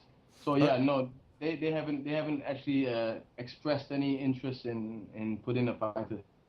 Alright, man, more talent, more fighters. That's great as well. Another thing I want to talk about. I'm so sorry. More and more questions. Malaysia. Sure. I've been to Malaysia to cover ONE FC. I've been to a lot of their gyms. Their gyms are telling me that Chat have been proactive in talking to their fighters. Are we going to see more Malaysian fighters in Rebel FC? Yeah, for sure. Actually, that's one of the areas we're very interested in. We're looking to develop people in Singapore and Malaysia. We're looking to Caol. I mean, Chad's been talking to Melvin, to people in I think about 5-6 gyms in Malaysia. There's a lot of people. There's an amazing amount of people in Malaysia that are looking for a fight. I mean, the Ultimate Beatdown is doing a very good job, but they've been quite sporadic recently with the amount of shows they've been putting on. There needs to be more of a platform that's consistent, that's maybe putting on a monthly or quarterly kind of show. But yeah, we're definitely very invested in the Malaysian scene. I'm telling you, you and Chad have to come down to F3. The last F3 event I went, they had freaking like 60 plus Malaysian fighters on it. 60 plus. plus, dude. Yeah, I'm not fucking kidding you. Like Singapore can't even match that kind of fighters. I believe if you go to Australia, Suman, there's like what? Like there's a show every week. Oh, there's a few shows going on every week, every 2 weeks, man. If you've heard me from the last like 3 months, the Australian top team has been on a roll. But we're traveling for shows, you know. Sydney has a few shows here and there. We're traveling all around Australia to get the best fights that we can possibly get. But yeah, man, there's a lot of shows in Sydney for kickboxing, Muay Thai, MMA especially. Unfortunately, we don't have a cage for all of these shows because there are a lot of kickboxing shows that are holding MMA fights. But hey, man, we'll fight wherever we can. But we've got a lot of fights. We've got some fight cards, 20 fight cards as well. So we got 40 fighters on there. You know, it's great. You know, it's a good time for Australian MMA, and I'm sure it's a good time for Singaporean and Malaysian MMA too. 60 fighters is pretty unbelievable, you know, but that's pretty cool. Yeah, man, that's the thing. That's what I'm trying. That's what I'm trying to say. Is Singapore, Malaysia, and Indonesia, and whoever all these countries get on board, work together. We're going to get a fucking good show. We're going to get MMA in a much better place, and we are going to go world stage. Let me ask you this, Hazwadi. Yep. Was anyone that stood out in those 60 guys? There were some guys that surprised. It wasn't say stood out. There are some guys that surprised me because the Malaysian Navy boxing team who just know boxing actually send their guys in to fight, and I was surprised that this guy know how to do takedown defense. Oh, Yeah, The so- Malaysians are, so the it's- Malaysians are quite similar to the Australians in that regard. That they're very keen. They're very up to participate. And that's what I like actually. Yeah, and I'm telling you, there are a lot of parts in Malaysia that are really developing well, and Malacca is the place that you have to watch because I don't know what Melvin has done with the guys in Malacca, but seriously, Malacca is the place to watch right now. Yeah, Melvin is the man. What I mean, MMA is, I think, out of all the regions in Southeast Asia, it's really taking on a life of its own in Malaysia with MIMA and with the government endorsing it. I mean, them going around state to state, going in KL, Penang, Malacca, JB, everywhere just to find talent, I think is very commendable. And I think that they're really on the right track in the sense of, because very few countries have that kind of a second tier amateur type of development things that can really grow and harness all these talent. And I think Mima with Beatdown, with even possibly with us going there, I think Malaysia, Singapore, Australia, these are the countries to watch. I was gonna ask Justin, are you coming? Do you think that at any time this year possibly there'll be a trip for you to Australia, maybe for a little holiday or something, or a bit of sightseeing, a bit of talent seeing, or maybe even Chad? Actually, that's a very coincidental. I was actually speaking to a guy on Sunday, and he's from Perth, and he's also goes to Brisbane and Queensland and all these places. And he was telling me, dude, if you bring a show to fucking Australia, this thing would explode. Because I was talking to him at length. But is there no like a UFC or like a big type of show in Nitro. Nitro and AFC would probably be the only major shows, but like that isn't at a scale. If we had a major show like Rebel, where we have legends coming to fight around the world, man, I'm telling you, the market is huge. It's just about bringing the right show to Australia. You know, people in Australia don't have the money to throw these big shows on, man. I'm telling you now, if Rebel came to Australia, it would clean up. And I know it's not as hard in Australia to put a show on as it is in Singapore. Australia is much, much easier, and you have so many thirsty, hungry guys. Man, if you brought a team from Singapore to fight in Australia. You've got the fighters, you've got the places, and I think it would blow up and it would be huge. And it's something that it's outside the box. You don't have any other companies in Asia coming into Australia and putting on a show here. You don't have that. It's unheard of. It doesn't happen. So if that happened, man, it would be just like the UFC for us. Fans all around Australia would be coming. If we had a major show in Sydney, it would be fucking huge. It would be awesome. Yeah, which I find quite funny because the UFC has a lot of Australians. Robert Whittaker, they have James Tahuna, they have Mark Hunt. I don't understand why they don't put on a lot. I mean, I saw that Mark Hunt Bigfoot Silver fight, and that was fucking sold out. I think 15,000, 20,000 people. I don't understand why they don't go out there more often actually. I don't know. I think it's everyone's gotten a bit too comfortable, and they don't want to, if you want to say, rebel and go outside outside that circle.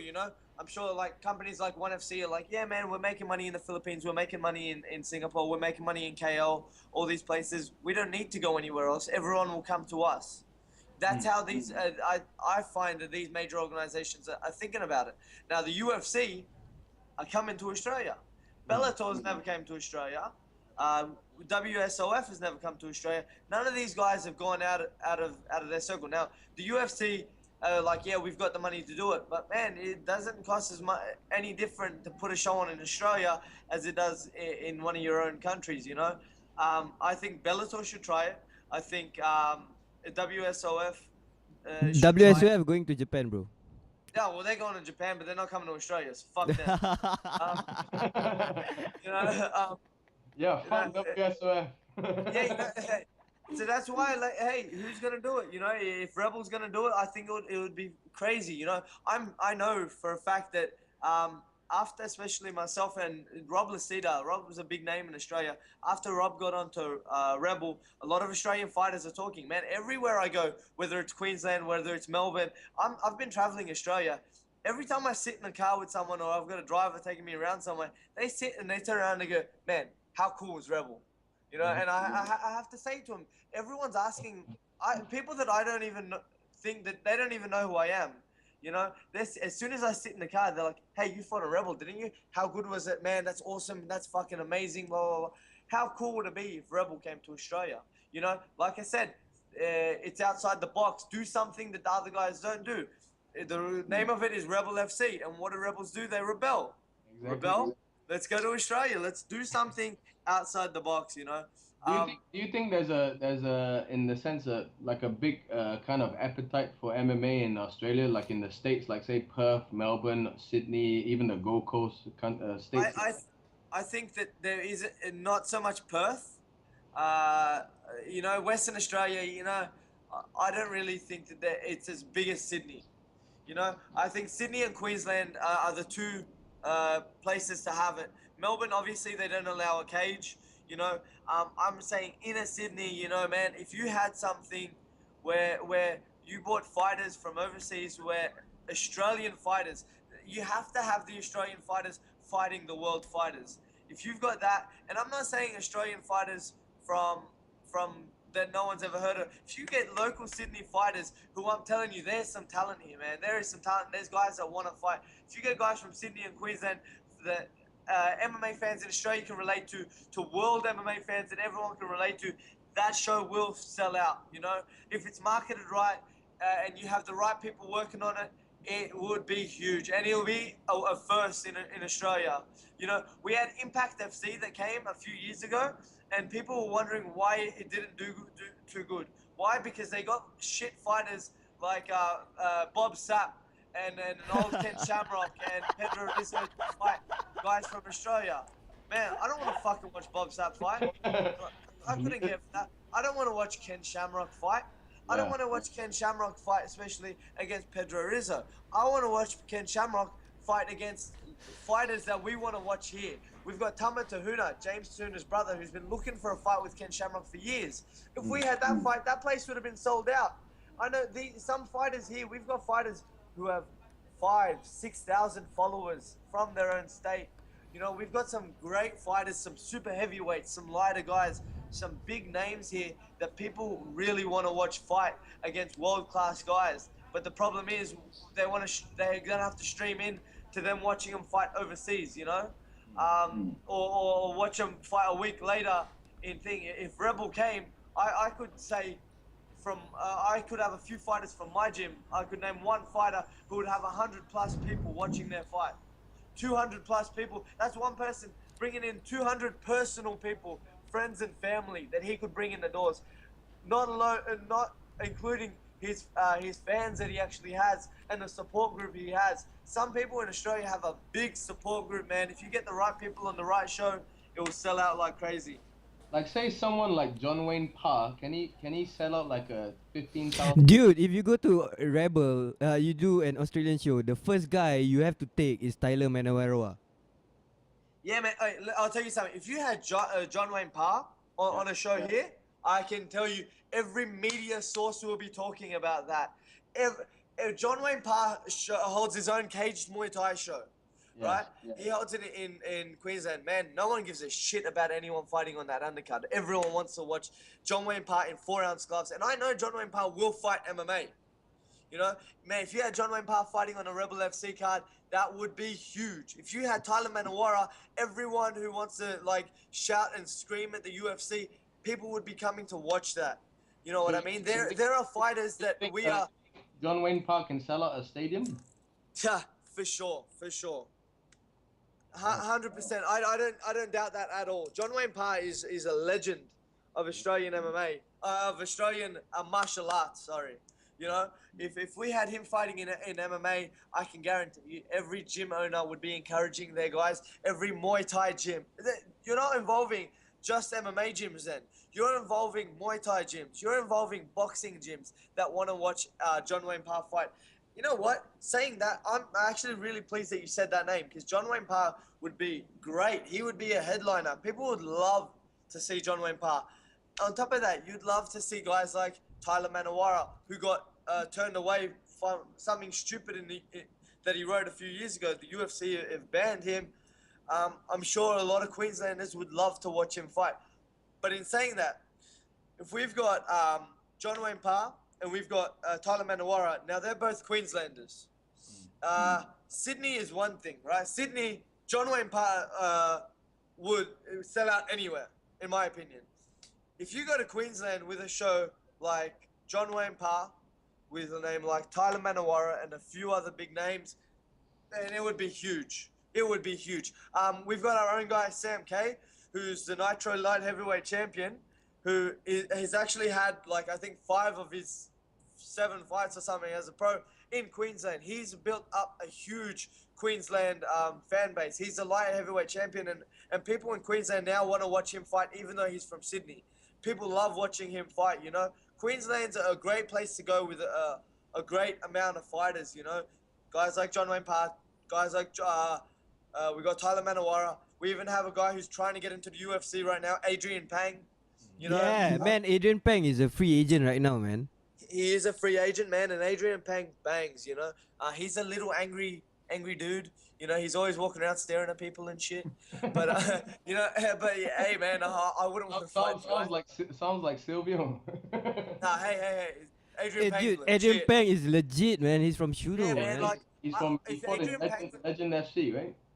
Yeah, he was with Legend FC, and then and they went bankrupt, and he's a free agent now. He was trying to get into the UFC, but I think they didn't really go for him. Man, Adrian Pang's legit. Adrian Pang as well has a huge following in Australian MMA. He's another legend of Australian MMA. He wouldn't look out of place in the UFC, and he would look great on Rebel as well.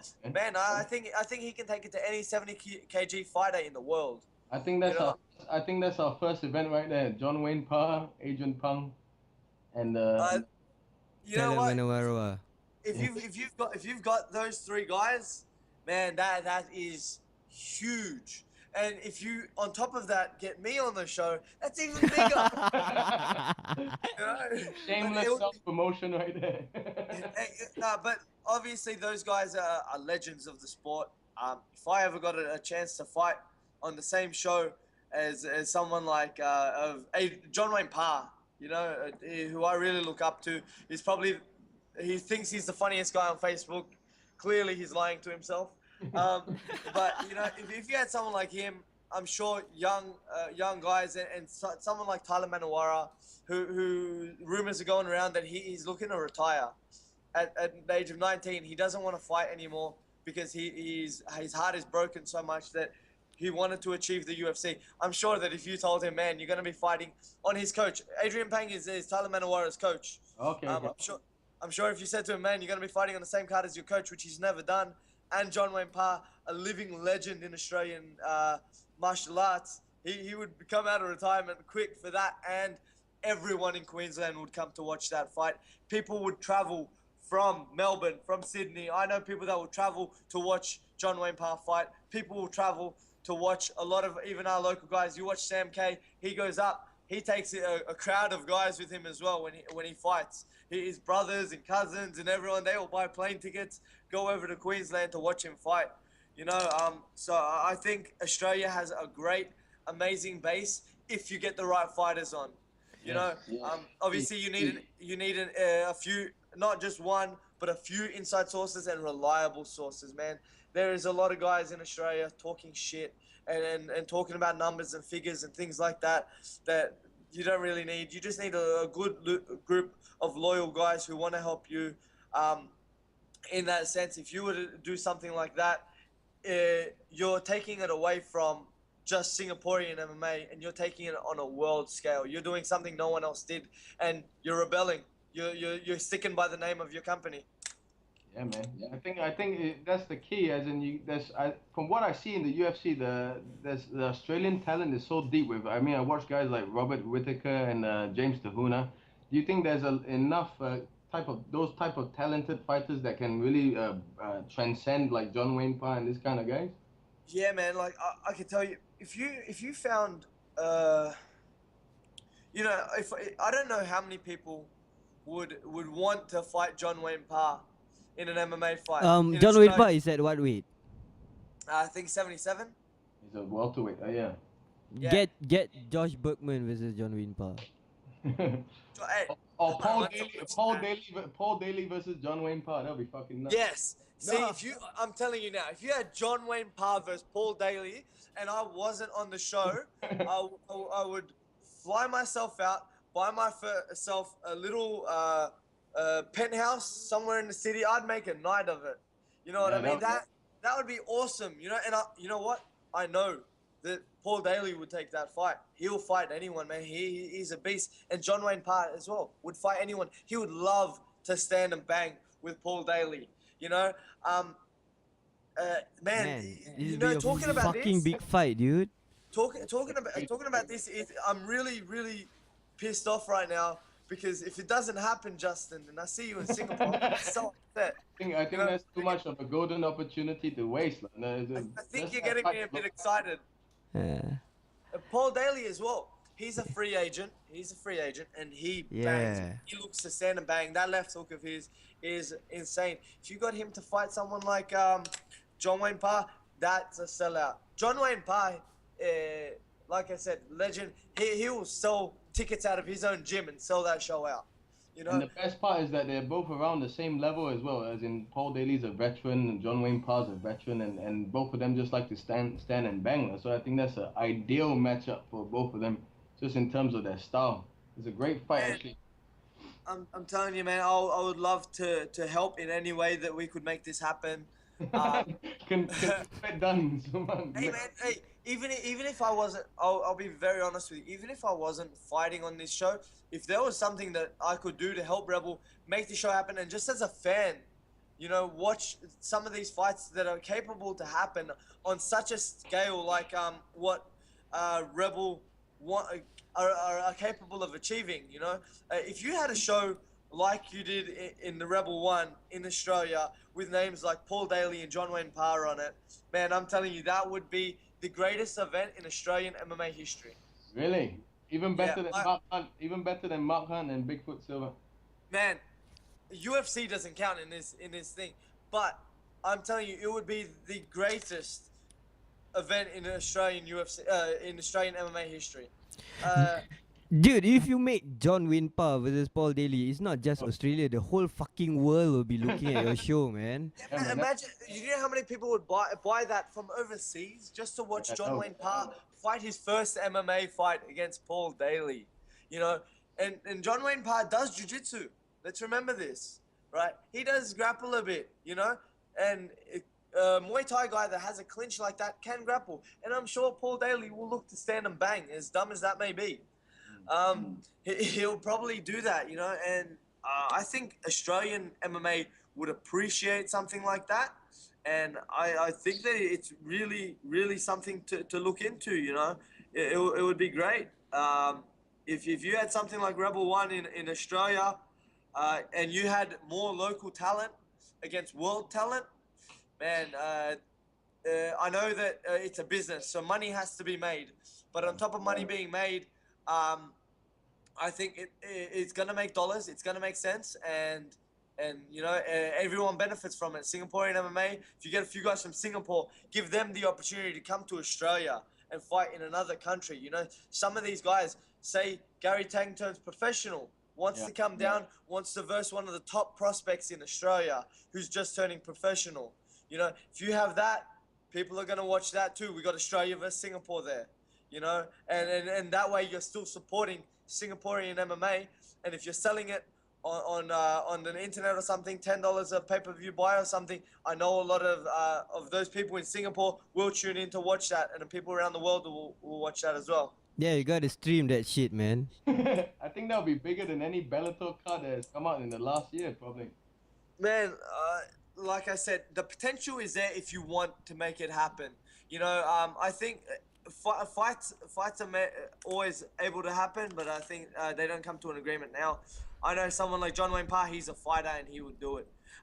Someone like Paul Daly, he's a fighter and he would do it. I think you have yourself a main event there. Yeah, so man. you have a Rebel show in the making. You know, I guess that will leave in your hands. Chad Sanderson obviously is a great matchmaker as well. We got Muhammad as well, who's obviously always following the Australian fighters and sticking on them and things like that. And, you know, Australian top team would back it 100%.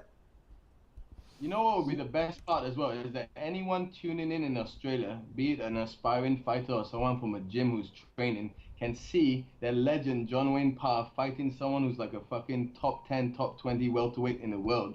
And can you imagine what kind of thinking they would say, wow, I can fight one of the best fighters in the world and I don't have to travel to the UFC, I don't have to travel to America, I don't have to travel to Japan, and then I can just fight in my home country and fight world-class guys. I mean, that'll be amazing, like, as in that the potential is endless.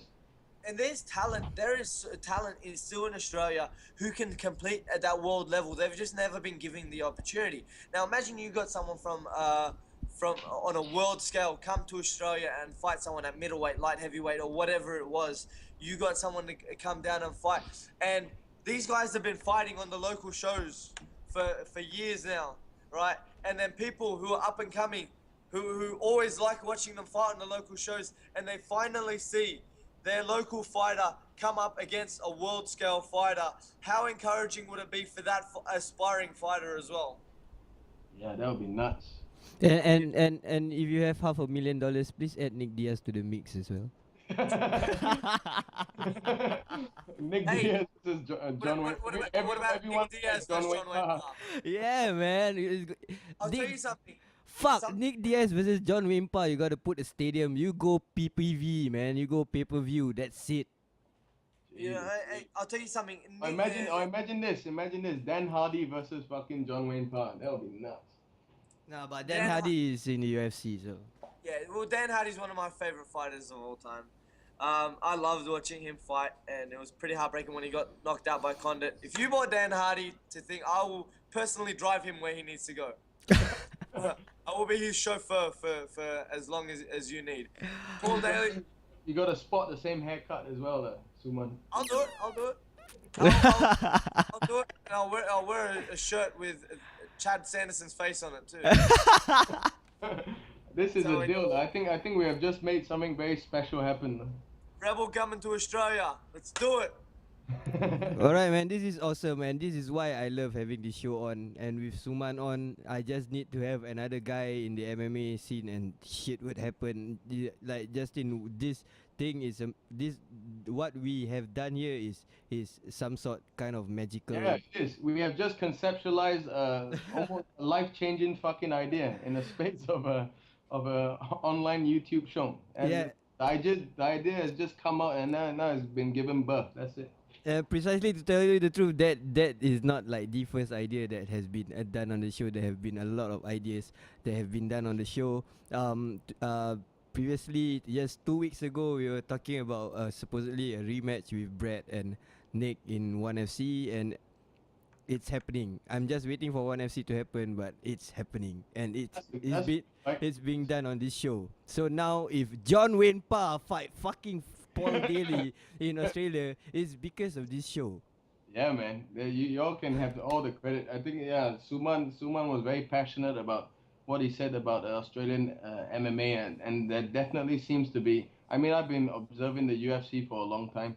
They don't go out there often enough, and same with how they treated Singapore. They just come here once a year and then they go off. It kind of leaves a very there's too much of an empty void, and there needs to be a show of that caliber in most countries, and it has to be consistent. It has to be like 3 to 4 times a year. And Australia, I mean, they got like 30 million people.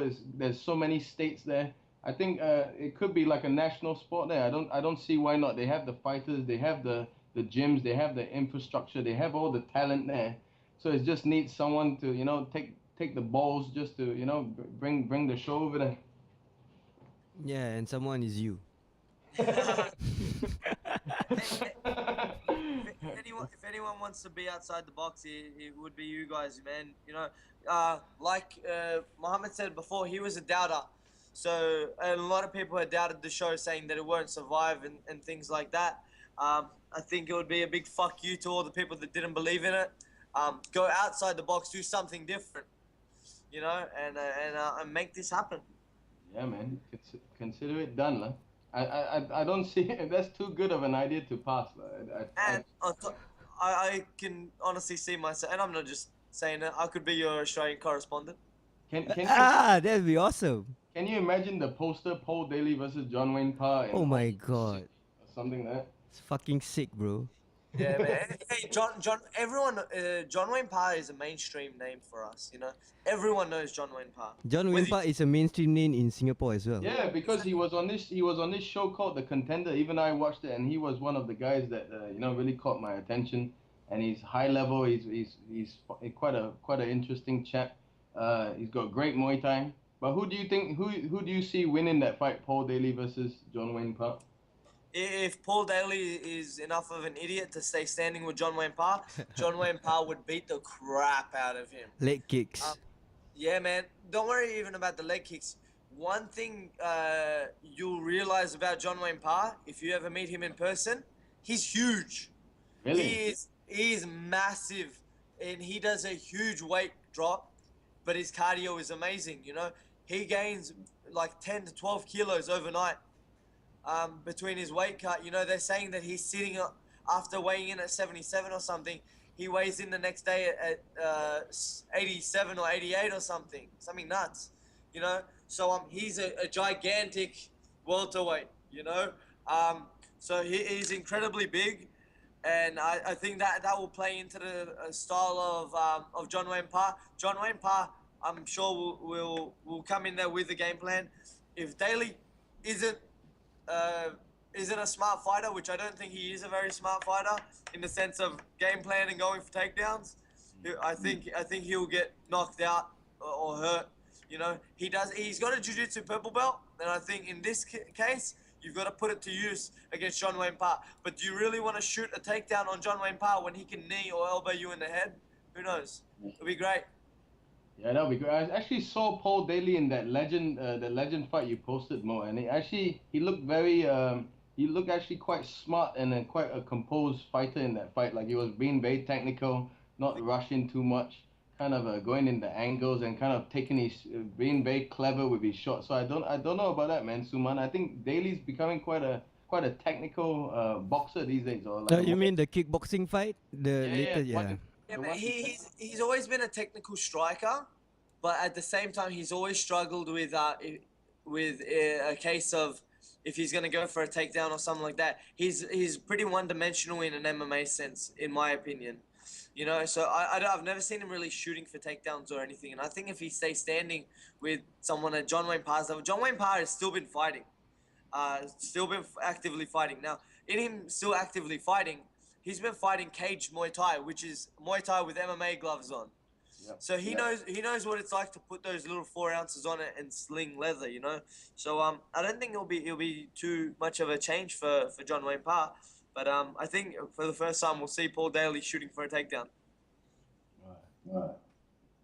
Oh my God, Paul Daly shooting for a takedown would be like, I'll mark out to that, man. When was the last time you see Paul Daly shooting for a takedown? I don't think I've ever seen him take the rope. It's like the last time you saw Ben Askren actually standing up. Or it's the last time you saw Ben Askren in an interesting fight. Yeah, there you go.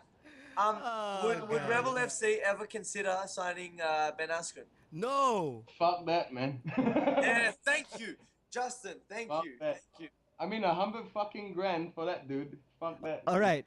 Okay. Let's put Ben Askren out of the picture. Jake Shields is free agent. Would you sign him? Jake Shields. Oh, can you imagine trying to sell that fight anyway? Thank you. That's a tough sell right there. I mean, just going on his credentials. Yes, he's been a Strikeforce champion. Yes, he beat Dan Henderson. Yes, he's definitely top 5 in the world. I mean, look at his resume. He's beaten so many guys. Dan Henderson even beat Paul Daly. He just beat the fuck out of Paul Daly. But I mean, from a promoter's point of view, I definitely can sympathize with what the UFC did. He's so much money. He's not. I mean, people don't say, "Oh, let's go watch that Jake Shields fight." Fuck, you know, I can't wait for Jake Shields. Been waiting my whole life to watch Jake Shields fight. I mean, fucking Hector Lombard beat the shit out of that guy. I mean, with the judo, I mean, completely neutralized him. I can understand the UFC. They're seeing him as a practically the same situation as John Fitchler, a guy that costs a lot of money, not bringing in a lot of fans. Not really, kind of going down in his career. Jake Shields, no way. Or Jake Shields versus John Wayne Parr, maybe. All right, man. I truly understand what Rebels directive is at. Is basically is entertainment, and I think UFC is going towards that line as well. I truly enjoy the discussions that we had. We've been on for the longest time ever in Monday Night Mayhem history. This is history. Yeah, it's been a lot of history tonight, I think. 3 hours and 37 minutes. So I think I would like to call an end for the show. Thank you, Suman, for being on as normal, my faithful co-host, and Justin as well for taking your time to come on to the show. I believe we'll be back again, and Justin, I believe we would love to have you back again after Next Generation. Would that be cool? Sure. For sure. I think just so I can steal more ideas from Suman. He seems to have a lot of ideas. You know how talkative I am on Facebook. So anytime you need anything, just shoot a message to me, or anything. I'm always willing to help. You know, obviously you're the boss now, so always willing to help. It's been a pleasure, gentlemen. I've enjoyed my time here. You know, I can talk to you about MMA all day. Thank you very much for having me on the show. Thank you. All right, and thank you guys. I'll see you guys next week. All right. See ya. Okay, bye.